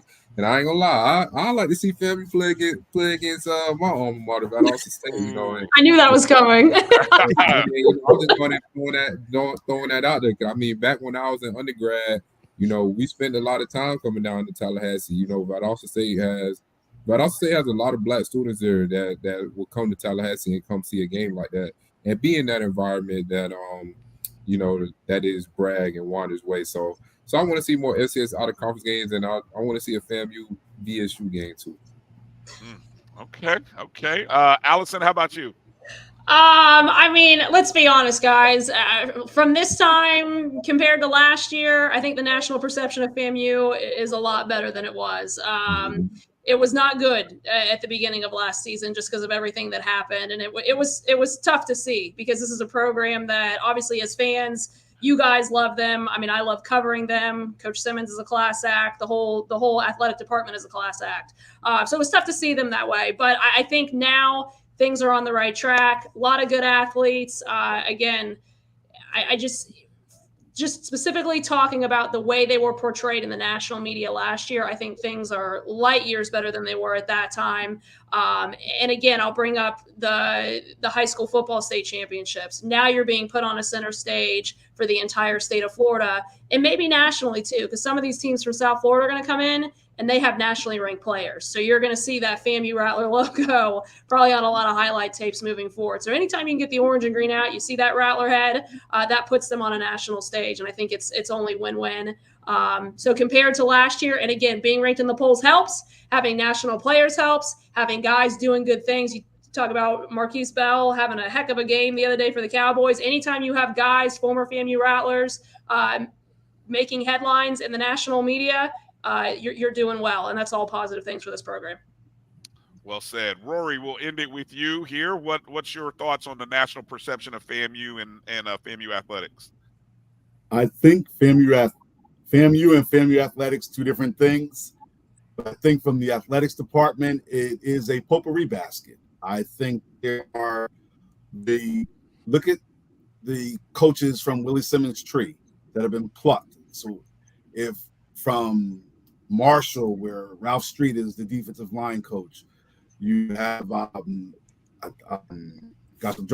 there's a coach at Ole Miss. There's a coach. There's Jelani Barras back at his alma mater at Youngstown State, and so when you have a lot of coaches that are being assistants that are being plucked and going to higher level, so to speak, jobs, that must mean something, at least from the coaches' world standpoint. They're like, okay, they're doing something down there. They're winning.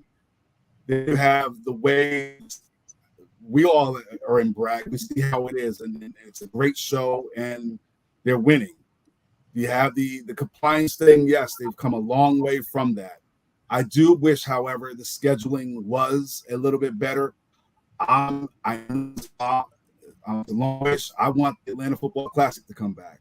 I my covering Atlanta Football Classic freelance writer, and just remember how great that game was. And Tennessee State's in the Ohio Valley Conference. I do want them. I hate that they're playing Lincoln, some school out of Oakland, California. I do wish they were playing for the D2 scheduling. Every year, rotate around to have either Fort Valley or Albany State. I know they're not they may look at that as frowning on it, but just the proximity of that, it's a big money draw. It's a rivalry.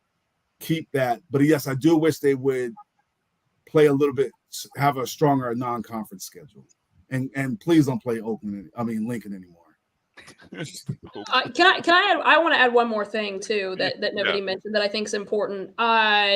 Josh Padilla, the SID, released that statistic the other day about social media. FAMU was, correct me if I'm wrong, 16th nationally. I mean, they were ranked above Florida. That says something. That's all you need to know about what this program is doing in the national media. When their social media posts are one of the highest in the country, that's a good thing. Yes, it is. Yes, indeed. Yeah. I appreciate you guys. Give the plugs, Alison. Give the plugs. Let people know where they can find you, how they can find you, and we'll go around the horn. Absolutely. So I work at WCTV. So if you're in town, CBS affiliate and North Florida, South Georgia, but also on Twitter, you can find me at Alison Posey 14. That's 1L. I'm a 1L Alison. So ALISON POSEY 14. Same handle on Instagram, also on Facebook. Alison Posey on TV. Gerald, GT3, go ahead. Hey, FAMU beat writer at the Tallahassee Democrat. You can find all my coverage at rattlernews.com or tallahassee.com/FAMU, or you can just pull up you can Google Gerald Thomas III and I'll come up. Social media on Twitter, Social media on Twitter, name 3PG, the number 3, the letter P, the letter E, the letter A, the letter T, the letter G, the letter E, the letter E. 3PG. That's my name on Twitter. And I don't think I'm ever going to change it from that neither. So, Never change it. Never change it. Beautiful. He said, look me up on. All right. I love it. Zach, what do you got? Go ahead.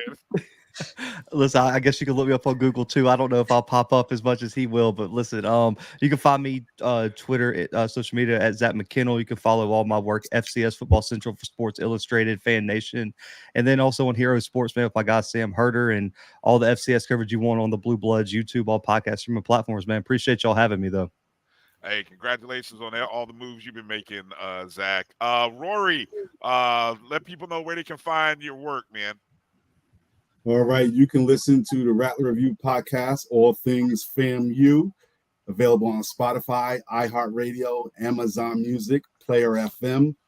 Follow me on Instagram at Rattler Review, and I still say Twitter, even though it is X, whatever, at Married to at Married to Game 1 with the number 2 and the number 1. Hey, I hope everybody who's watching, listening, you guys in the chat room, please hit up our guests. Let them know you appreciate them all coming in. Great info by everybody. We love listening. Trust me, we listen to all of your stuff. We glean information from all of it. And I love the fact that there's so many different, there's so much more coverage. Trust me, when I got into this back when we were in college and wanting to do this is because it was just the Democrat. And now we've got podcasts, we've got websites, we've got more news stations covering, dedicated. I mean, it's a beautiful thing. So thank you to all of you for your coverage of our beloved university and FAMU, and we're looking forward to a great second half of the season. And who's going to Texas? Anybody going to Texas here besides Kelvin? All right, so Kelvin's the only one going to Texas. So Gerald, I got it. I'll hold it down for everybody. All right, exactly. Just send everything to Kelvin. Thank you guys for your time tonight. Excuse me. And we will be in touch with you guys. Make sure you guys hit them up on X, Instagram, or wherever they are. Hang in there. We got a little bit more left in the show. We'll be back right after these words. You're watching the ONG Strike Zone right here on the Black College Sports Network. Since 2002, Empowerment Resources, Inc., a nonprofit organization, has empowered more than 1,500 youth and adults in Duval and surrounding counties. Through its programs, Journey into Womanhood, Girls Mentoring, Life Skills for Teens, and Parenting Education Coaching. To get involved with programs, volunteer, or donate, visit www.empowermentresourcesinc.org. Follow us on social media, facebook.com/empowerment.resources and instagram.com/empowermentJAX. The human voice has always connected audiences with experiences. Major brands all across America have trusted Kever's voice time and time again. Conversational, powerhouse, intelligent, and sincere. That's the voice you need for your creative marketing process. KEAVERSVOICE.com. Kever's Voice, Kever's Voice, KeversVoice.com. Always on, all the time. Nope. Nope. Come on, him? Ooh, I like him.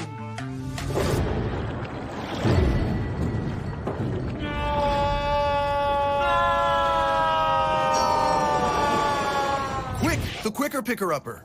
Bounty picks up messes quicker, and each sheet is 2 times more absorbent, so you can use less. He's an 8. He's a 9. Bounty, the quicker picker-upper. From novice to aficionado, find yourself here. High quality cigars plus personal customer service. Slow Burn is Waco's only mobile cigar lounge, featuring a meticulous, curated collection of premium cigars. Visit our website, www.slowburnwaco.com. That's www.slowburnwaco.com.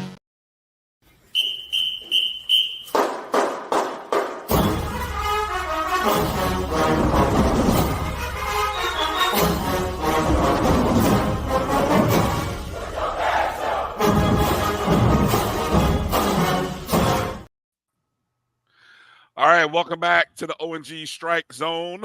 Brian, Marcus, Kelvin, you thought we were done. No, not done yet. 3 days away before the Rattlers invade Houston and invade Texas Southern. We're going to talk to one of those guys, not a former Texas Southern football player / FAMU coach, assistant coach, Coach Jacob Henderson.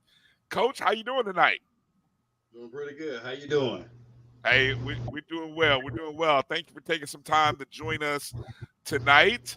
Okay, so give us a little bit of background because you've got a little history with both schools, not only as a former Texas Southern player, but also doing some work with head coach Willie Simmons. Yeah, born and raised in Tallahassee, where I started my stint at Florida A&M University High School, and went from Florida A&M High School, the high, on to Texas Southern University, where I played my collegiate sports. So, this weekend is kind of one of those kind of bitter, you don't really know who to choose, who to root for, but deep inside, you just want both of the institutions to do very well. So I have over 21 years of, coaching experience, 8 years as a head coach, and, kind of understanding from both sides of the spectrum. So, Saturday's going to be very interesting to see who comes out victorious. Go ahead, Kelvin, before I get into doing some talking about historical numbers and dates and all that stuff. I'll toss it over to you first. Yeah, so Jacob, welcome to the show. I want you to kind of talk about how you went from FAMU High to Texas Southern and then back to FAMU after your playing days. Talk about that journey. It was a very interesting journey. Started out being recruited by FAMU High coming out of FAMU High School. That didn't go pretty well. The offer got rescinded. And so for me, for a while, I had kind of bitter taste. Didn't really want to wear the orange and green. After that, wound up being recruited by Bill Thomas, the late Bill Thomas, to Texas Southern University. He told us that, his only sale pitch was, we're going to put Florida A&M on the schedule. I said, I'm sold. So that's what got me to Texas Southern, because at that time kind of had a bitter taste for Florida A&M University. Pulling a scholarship offer from 4 of our seniors. And so anybody that played FAMU at that point, I was on board. So from there, I came back here to Tallahassee. Coach Willie Simmons wound up getting a head job, and it was like a godsend. But it took a while for me to even put back on the orange and green, even once I was, the video coordinator with him, breaking down, the game film and taking care of all of the, film prospect, sending it to the conference office, those things. So I think it was maybe about the first game before, I put on the orange and green. Coach Simmons told me, man, you gotta wear some orange and green to practice. So it took me a while to ease back in, but he eased me back into that orange and green. So that was the process that pretty much got me back in the orange and green. So Jacob, when were you at Texas Southern? Give me a little, give us a little background because Texas Southern is, I think right now they probably have they're more well known for the era when Michael Strahan was there. Correct. And even there was a good history before then. I think we've kind of been more people modern times have seen the less than 500 winning years and may think a certain way about Texas Southern. But give us a little background on your time there and what it was like playing at Texas Southern in that program history. Yeah, so I came out in '96. Michael Strahan was actually our host that weekend. Being from Tallahassee, I really never been out of Tallahassee too much. So going into Houston was like an eye-opener. It was like, wow, this is a big city, compared to Tallahassee. And so I kind of fell in love immediately. I was like, I'm getting away from home, getting away from everybody. I love it already. But, just being there, my years at Texas Southern, it became a family. It was about 14 of us. Oh, I think something happened. we lost We lost Coach, so we'll give him a second to reconnect here. I wanted to make mention of the history. The history now it was. Let me see if you got him. Okay, hold on. We got him back. Okay, here we go. All right, Coach, we got you back now. Jacob, hold on. Let's see. We don't hear your audio here. Okay, so I think sometimes on those first connections. Let's see. All right, we got you back yet? Let's see if we can hear your audio. Nope. Are you on mute? No, I don't think he's on mute. I think we let's try it again here. Still on mute. Try to unmute yourself there. There we go. Got you now. Yeah, okay. We got you. All right. Michael Cunningham was your coach when you guys. All right, so I played up under the late Bill Thomas. He was actually from Jacksonville, Florida. So he made it a very important part of his recruiting process to bring kids from Florida to the Texas area. For him, his mindset that he wanted to have a high explosive offense. And so that's what he did when he recruited all of us in the class of 96 from Florida. Okay. Now, correct me if I'm mistaken, you guys never did actually get FAM on the schedule, did you? We never got FAM on the schedule, no, sir. Right. Okay. I'm just checking because, my history information that I got from good Dr. Cavill, it's been since the 68 was the last time that FAMU and Texas Southern played. That's how long it's been, since 1968. No. Yeah, I think we played in 17. We played in a Milton SWAC. Yeah. Okay. So that was okay. So that. But we didn't play in Texas since then. Yeah. Mm-hmm. Well, but you said that was part of the MEAC SWAC challenge in 2017. I think so. It was the opening. No, it wasn't. It was a regular season. Yeah, I know it was early in the season though. Yeah. It was a regular. It was a game that Milton put together because it was on like ESPNU or something like that. Okay. But yeah, it was just a regular FAMU home game that they negotiated out of conference. Okay. So maybe then. Okay. So prior to the 2017 game, then the only other meetings were there was a stretch from 58 to 68. Correct. Okay. Go ahead, Marcus. Go ahead, jump in there with a question or two. Yeah. Coach Henderson, it seems like you have a background breaking down film. So have you had a chance to break down anything for this game coming up this weekend? Yeah, I think especially seeing their performance. Oh no, man! You was gonna drop some secrets. There he is. Hold on. Okay. Hold on. There you go. Hold on. We might have you now. All right, we got you back. Let me see. Oh, the internet is being unfriendly tonight. Killing him. Hold on. Let's see. All right. Let's see. Nope, we don't hear you. Oh. The Texas Southern folks, the Texas Southern, the Texas didn't the Texas Bell, didn't that whole thing dissolve the communication line, folks? All right, let's see. They got a stranglehold on your connection there, Coach. I don't know. We can't hear you. Oh, every time we bring him in, I don't know if this is gonna work. Yeah, we might have to. Well, hold on. We'll try one more time here, Coach. I don't know. We'll see. Coach, we got you? I don't know. Let's see if we can hold the connection there. We got you. Let's see. Your volume, we can't hear you. We'll see. We'll now come back in. There we go. Okay. Fingers crossed. Let's see if we can hold the connection here. All right. We got you now, Coach.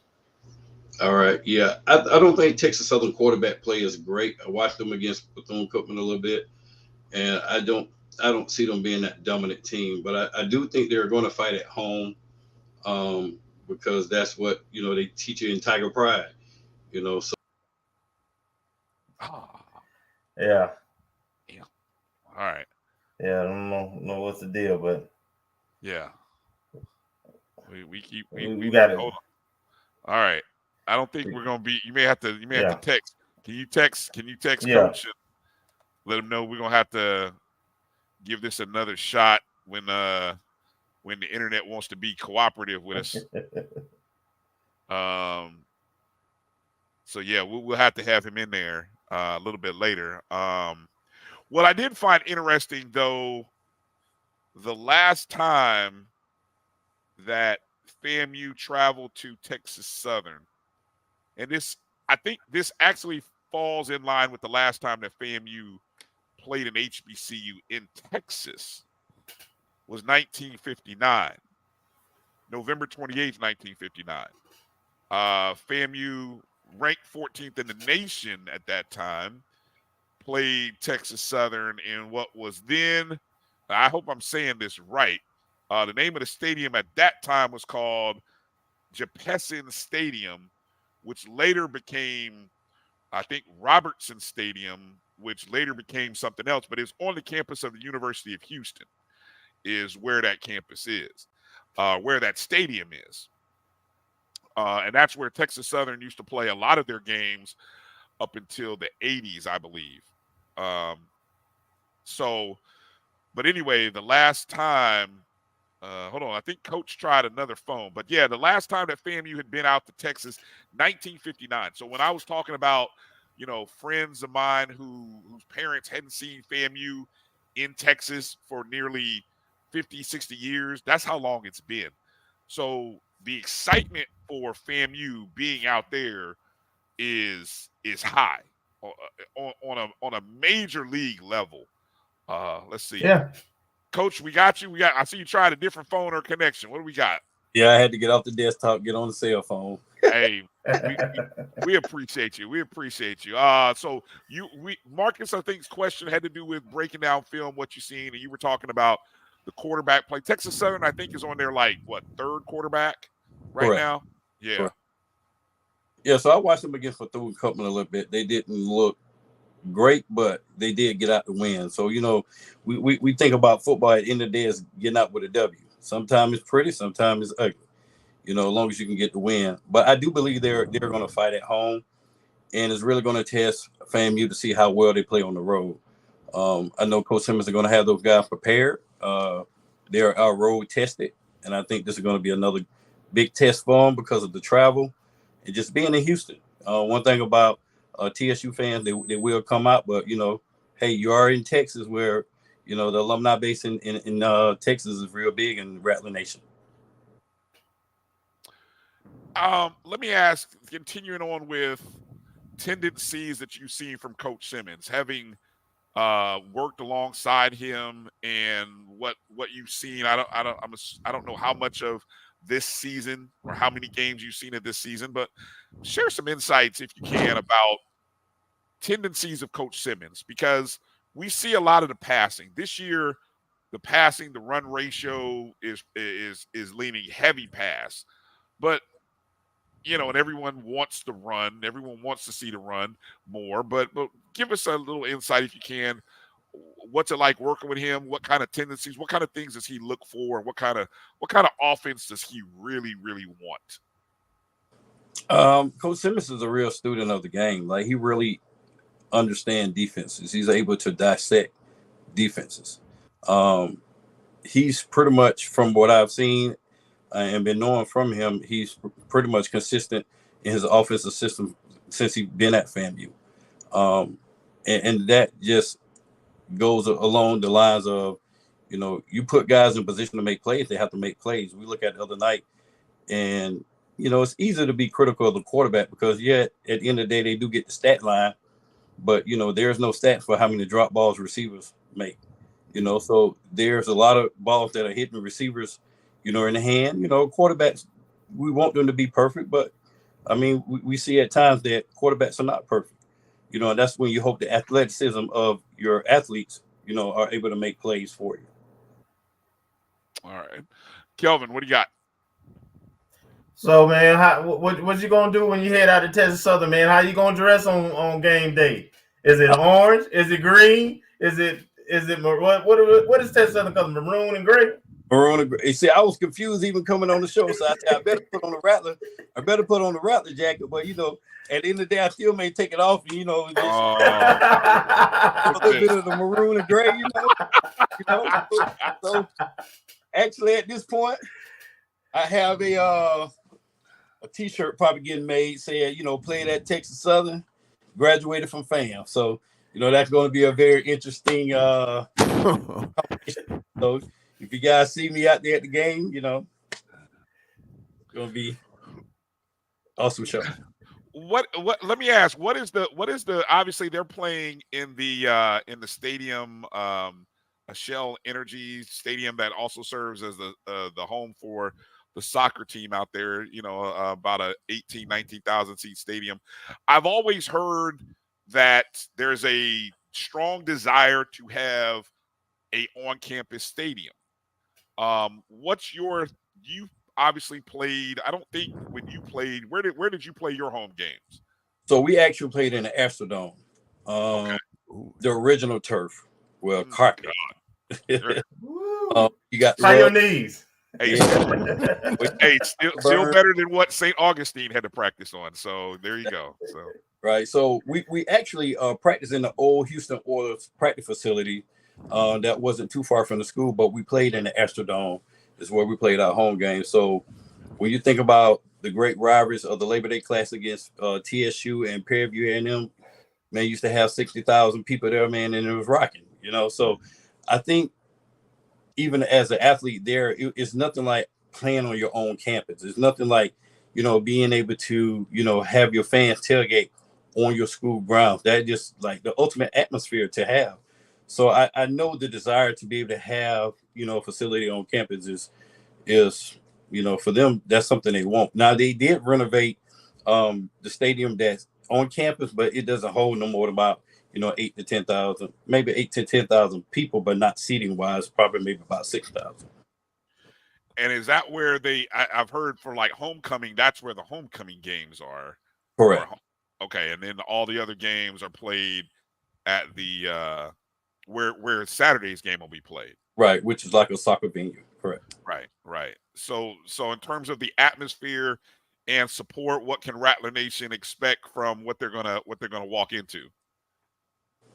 Well, I think they're gonna walk into an atmosphere to where they're gonna have Texas pride. They're gonna fight.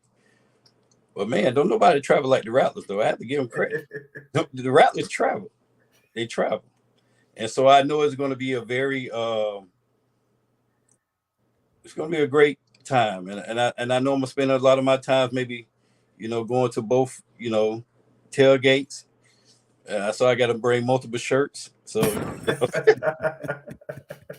but I think it's going to be a great weekend. Hey, Coach, is Coach Simmons going to let you on the sidelines? Probably that would be really great. You got to cover up with that jacket. You have to put the jacket on to cover up with that. And then when you walk across the other side, just go ahead and quickly take it off. Right.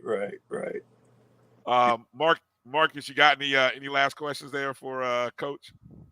Yeah, I guess a lot's been made. Of course, I'm watching FAMU-centric stuff, but around Texas Southern, I guess they're 2-0, maybe 3-0 coming into this game. I don't remember the win streak, but it seems like they've recovered admirably since Andrew Body went out for the season or with the injury. To what do you attribute that to? I think anytime that you lose any key player, don't necessarily have to be a star player, but a key player, you hope that you create a culture that is the next man up mentality. And if you have a culture of competition where it's the next man up, you're going to have a little fall off, but you just want to be in the system where they compete. And if you get a group of kids that compete for all 4 quarters for 60 minutes, anything can happen in this game of football. We see it week in and week out. You can go to bed if you want to, and then 29-0, you might wake up. So that's the great thing with the transfer portal. It has changed the landscape of the game. So I just think FAMU on paper, they have a lot of great depth. And it's that time to see them, rise to the occasion. Thank you. I was just gonna jump and say, I wonder if Coach was gonna tell the truth. So I answer that question for Coach because he can't say this. Lincoln, California, and BCU. That's what happened. They schedule feels right. Hey, sometimes you need that to save a job. Slump buster. Look, look, hey Marquez, look at you. Marquez. Yeah, he slid that in, didn't he? Slid that in there, didn't he? So let me bring this last question to you, Coach. And you hate to talk about another man's job, but Coach McKinnell, this is his 5th year. He's had about a 5-year run. This is the end of a contract. I have not heard anything about contract renewals related to Coach McKinnell. What's your evaluation on what you've seen him do over the past 5 years, and what do you think the future might be for him in the program? Well, I think always in your last contract year, it's the tell-all year. I think he has inherited a program that was shaky. Hasn't been good since been a while. Since you can go back to Terrence Wood scientific map days. So when you're trying to get to that level, is he the guy? I mean, I'm not the one to answer that. That's be administration type question. But I know the fans are hungry, but also the fans got to do a better job of supporting as well. So it's easy to point the fingers, but what are we doing to help support and revenue towards these programs? And I do want to add this: I haven't been to Texas Southern since I left in 2000, so it's going to be pretty much an honor to go back and see how the campus changed, the city changed, and I'm excited. Oh well, yeah, definitely. If it's been that long, you're gonna have a good weekend. Bringing up a lot of good memories. So, what's your prediction, Coach? 27-21. Who? FAMU. Okay. All right. Hey. I might let you hang out with me some more then. Hey, look, 27-21. That's I'm gonna say that's covering expectation for Texas Southern side, and so that's pretty good. That's pretty good if you're if you're a Texas Southern backer. That's pretty good. Yeah, hey, most road games like that, I watch FAM. They kind of start off slow and get going. So I just think at home they have the momentum on their side. This is a great opportunity for them to have a stage to be able to show what they're made of. And I think FAM going to take a couple of punches early, but I think they're going to rally and they're going to secure the win. All right. Well, hey, we appreciate that. Let us know. Let people know how they can reach out to you, how they can follow you. Are you active on socials? Yeah, a little bit, but not really. I may not respond to you later, but on X, it's at Jacob Henderson. So you can get at me at Twitter. All right, at Jacob Henderson. Make sure you guys hit him up on X. I like that you're transitioning. You're getting used to calling it X. Some of us are still calling it Twitter, but it's all good. So make sure to hit up at Jacob Henderson. Let him know. Coach, have a great time going back home to Texas Southern, at least until 7 o'clock Central Time, and then we hope that it's all orange and green for the next 3.5 hours, and then go back to enjoying being in Texas at Texas Southern. All right. All right. Hey, thanks for coming on tonight. Appreciate you. Thank you. Thanks, Coach. I'll text you Saturday. Find out where you at. All right. All right. Ladies and gentlemen, Tech Coach Jacob Henderson. Make sure you find him at Jacob Henderson on Twitter. Just to remind everybody, these are what the standings look like right now. Of course, FAMU in sole possession of the East. Alabama A&M is in second. I think they're tied with Alabama State there. Is that what it says? Yep, 2-2. Jackson State also 2-2. But, really that Magic City Classic game, that's going to be interesting. It's going to separate the wheat from the chaff. It will, and that's all next weekend. So at the same time that we're playing Prairie View next weekend, who Prairie View's in first place.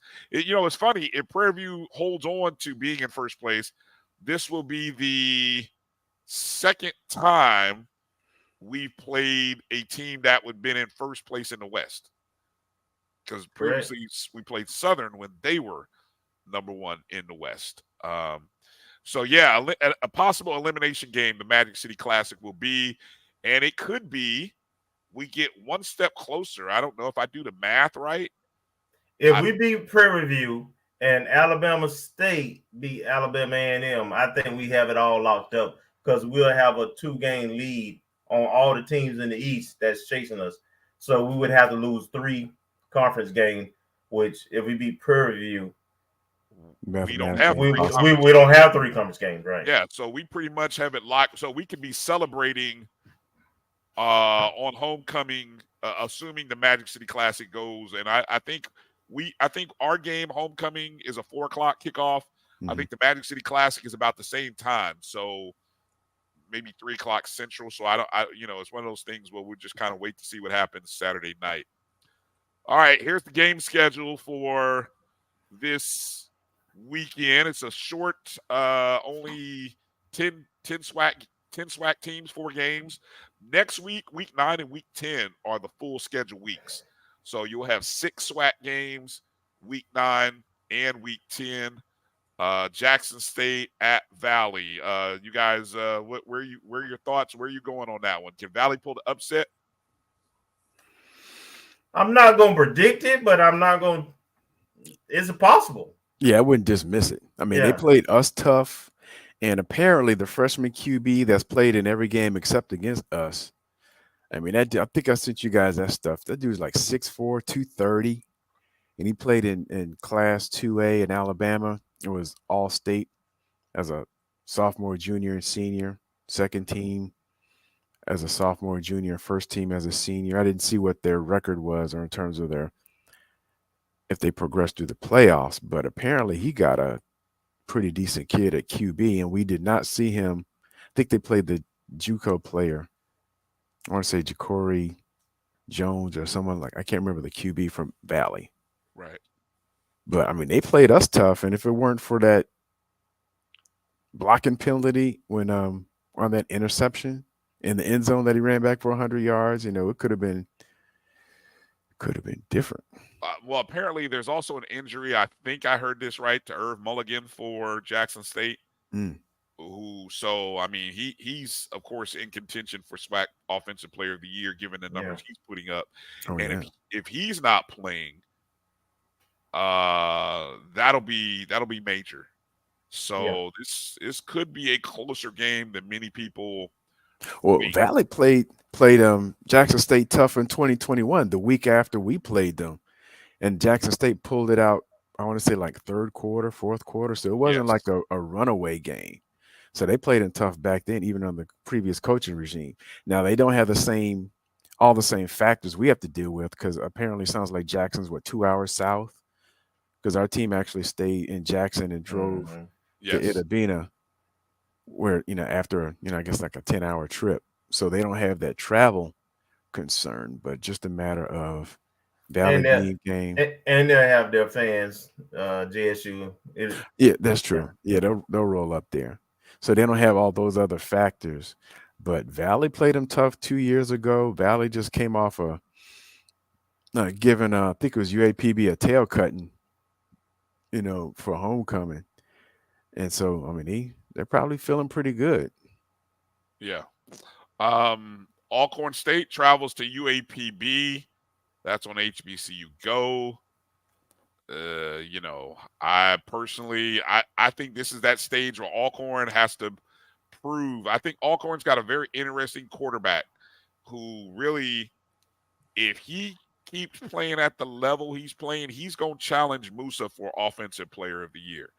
Assuming Musa's numbers don't change. And I mean percentage completion rates. Because right now, the kid who's the quarterback at Alcorn, I think his name is Aaron Allen, I think it is. He's looked pretty doggone good. And I think so. I don't think this is a trap game for them, but they just they better go out and win this ball game if they're going to stay in it.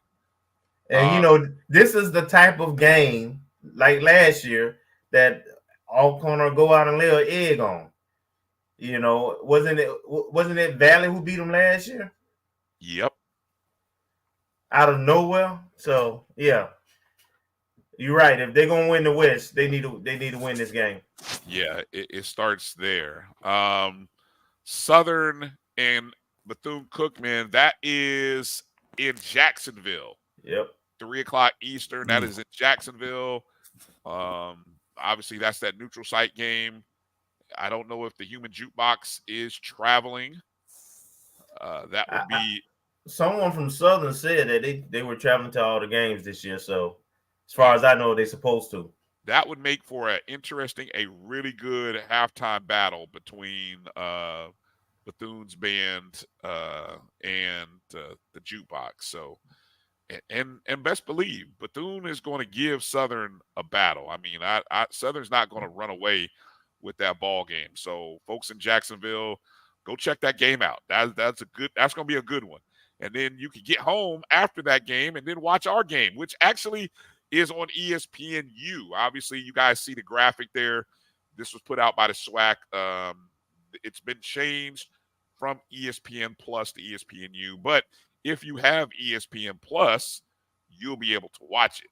I think the biggest difference is with it being on ESPNU, obviously it's connected in through your cable provider. So if you don't have ESPN Plus, I don't know how you're going to watch this game unless you have cable. Brian, quick question. Yeah. Was it this game or was it a Prairie homecoming View game? I think that's our homecoming game that got moved to the U. Yeah. Not this one. Oh, yes. Thank you for clarifying, because I kept seeing people in the chat room talking about it's moved to ESPN. Okay, yes. Thank you for the clarification. Okay, so, yeah, thank you. Next week's game against Prairie View has been moved to ESPNU.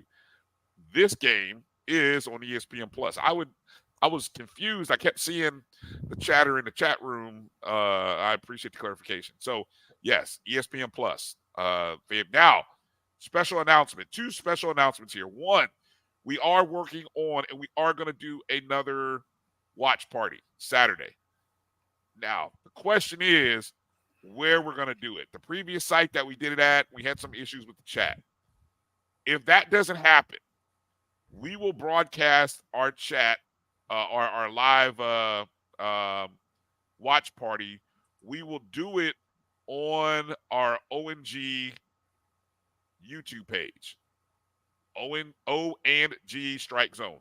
Just like the Twitter handle, just what you see in the top left corner. That's our YouTube page. So go subscribe to our YouTube page. We'll post the notification tomorrow evening, and let you know where exactly the watch party will be. Yes, live video of the game. And then it may not, if we do it on our YouTube page, it's not going to cost you, but donations and tips are greatly appreciated and welcome. I'll just say it like that, just to let y'all know. So come join us Saturday night, 8:00 Eastern, 7 Central, and watch with us as FAMU travels into Houston to take on Texas Southern. So hopefully all you guys will be able to do that. One last announcement. The website, Mike Reed has been generous enough. And he tells me, let me see, do I still have the website here? I do. JustLookingOut.com. Mike Reed has a very limited number of homecoming tickets for, if you are watching this show. If you are watching this show right now, you have probably about 30 minutes to go to JustLookingOut.com, contact Mike Reed, let him know you're interested. You heard about this opportunity to purchase homecoming tickets on the ONG Strike Zone. This is a limited time offer. There are only so many tickets left. I'm not even going to tell you how many. Just know it's a limited number. I'm not even going to tell you the price to be fair to the market. Just know it's a better deal than what you're going to get out there on the other markets, on the third party markets. So JustLookingOut.com. Find the contact information. Mike Reed, you can find him on his information is right there on Hold on. Let me see if I pull it up real quick because I know he always posts it. He'll be mad. It might be in the chat. Yeah, it's in the chat. Mike, is it in the chat? Are you in the chat, Mike? If you're in the chat, let people know how they can hit you up. I don't, I know you can text him.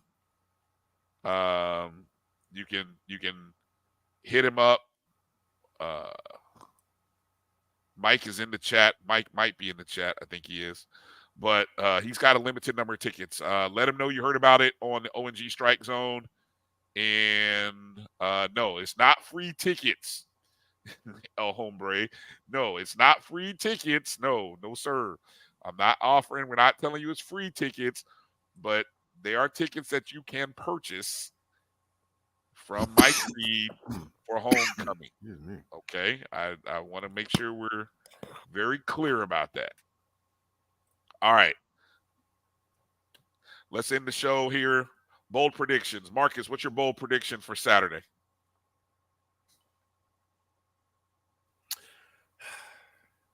I haven't looked at Texas Southern. I haven't looked at Texas Southern's defense. But my understanding from Coach Simmons, they play a 3-2-6. So I'm going to say we get 150 yards rushing. I'm going to put out on a limb. I know we said we weren't doing any more rushing, but I'm just getting 150 yards rushing. 2 TDs. Oh, no, 150 and 2 touchdowns. Yep. All right. Kelvin, what's your bold prediction? If we're going to be the team that we think we're going to be in the second half, we got to have a better running performance. I'm not going to put this game on our passing game for us to be on the road. So I'm going to predict a 40-plus points. I predict we're going to score more than 40. And I agree with Marcus. I'm going to do something I said I wouldn't do the rest of the year. Just for this game. 100-yard rusher. 100-yard rusher. Okay. Yeah. A single person to rush over 100 yards? Yes. Holy cow. You have got to be kidding. Bold predictions, man. Yes, they are bold predictions. If we're gonna get 40 points, we're gonna need a 100-yard rusher. You might be right about that. FAMU has held an opponent to 10 points or less 4 times this season. 4 of the 6 games, 10 or under. I want to predict a shutout. I'm going to say under 7 points allowed. So I'm giving Texas Southern 1, maybe 2 field goals. I'm saying under 7. I saw what we did to Southern. I mean, just think what we did to Southern was unreal. And the fact that Southern got 19 points is crazy to me. When you go and look at statistically what we did to Southern, 2 of 11 on third down, the amount of yardage we held them to, and the fact that they still got 19 points, Texas Southern is not Southern. They aren't Alabama State. I mean, they got 30-something to go against Bethune because it's Bethune. All right, let's keep it real. I want to predict a shutout, but I'm just going to slide to the under 7. Under 7 and FAMU covers expectation. I'm praying it's not a high number, but I think FAMU covers expectation, which is odd. It's rare. We rarely do it, but I think this is the good week to do it on. All right. That's going to do it for tonight's show. Thank you, everybody, for watching on Facebook, YouTube, Twitter. Got to thank our guest. Of course, you heard Coach Jacob Henderson a little bit earlier, but we also got to thank Zach McKinnell of FCS Football Central and the Blue Bloods FCS, Gerald Thomas III, Tallahassee Democrat, Alison Posey of WCTV, and Rory Sharrock, the Rattler Review podcast and Sharrock Media Group. We thank them for being a part of our roundtable. Hopefully you guys enjoyed it. Hopefully you guys will send them a little notification, let them know you appreciate their info and coming on and talking to us. We appreciate all of you for watching our shows. Make sure you're following us on Facebook, Twitter, and Instagram at ONG StrikeZone. Share the show. If everyone would just do me a favor, share it with 3 new friends. Find 3 new friends, girlfriends, guy friends, neighbors, young Rattlers, old Rattlers. 3 new people. Find 3 new people to share the show with, whether it be the podcast, the YouTube feed, Facebook page. Just share it. We appreciate the love and support. Be looking out for the announcement regarding Saturday's watch party on our YouTube channel, and that's going to do it. So for Marcus Green and Kelvin Rozier, I'm Brian Fulford. Kelvin's in Texas, so when you see Kelvin in Texas, make sure you give him a shout out. Take a picture with him so that he can post it, and we'll post all the pictures. Make sure to tag at ONG StrikeZone whenever you see him with the big Texas hat and the snakeskin boots on. That'll be Kelvin Rozier that you see. Howdy, people. Wow, that's beautiful. I love it. All right, that's gonna do it for tonight. Thank you, everybody. Good night. God bless. Be safe. Rattlers, travel safe to Texas, and let's make sure when we get out there, let them know how we strike and strike. What's up, Jam? And strike again.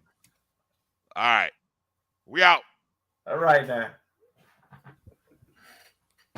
When I can find the button. All right, there we go. We're out.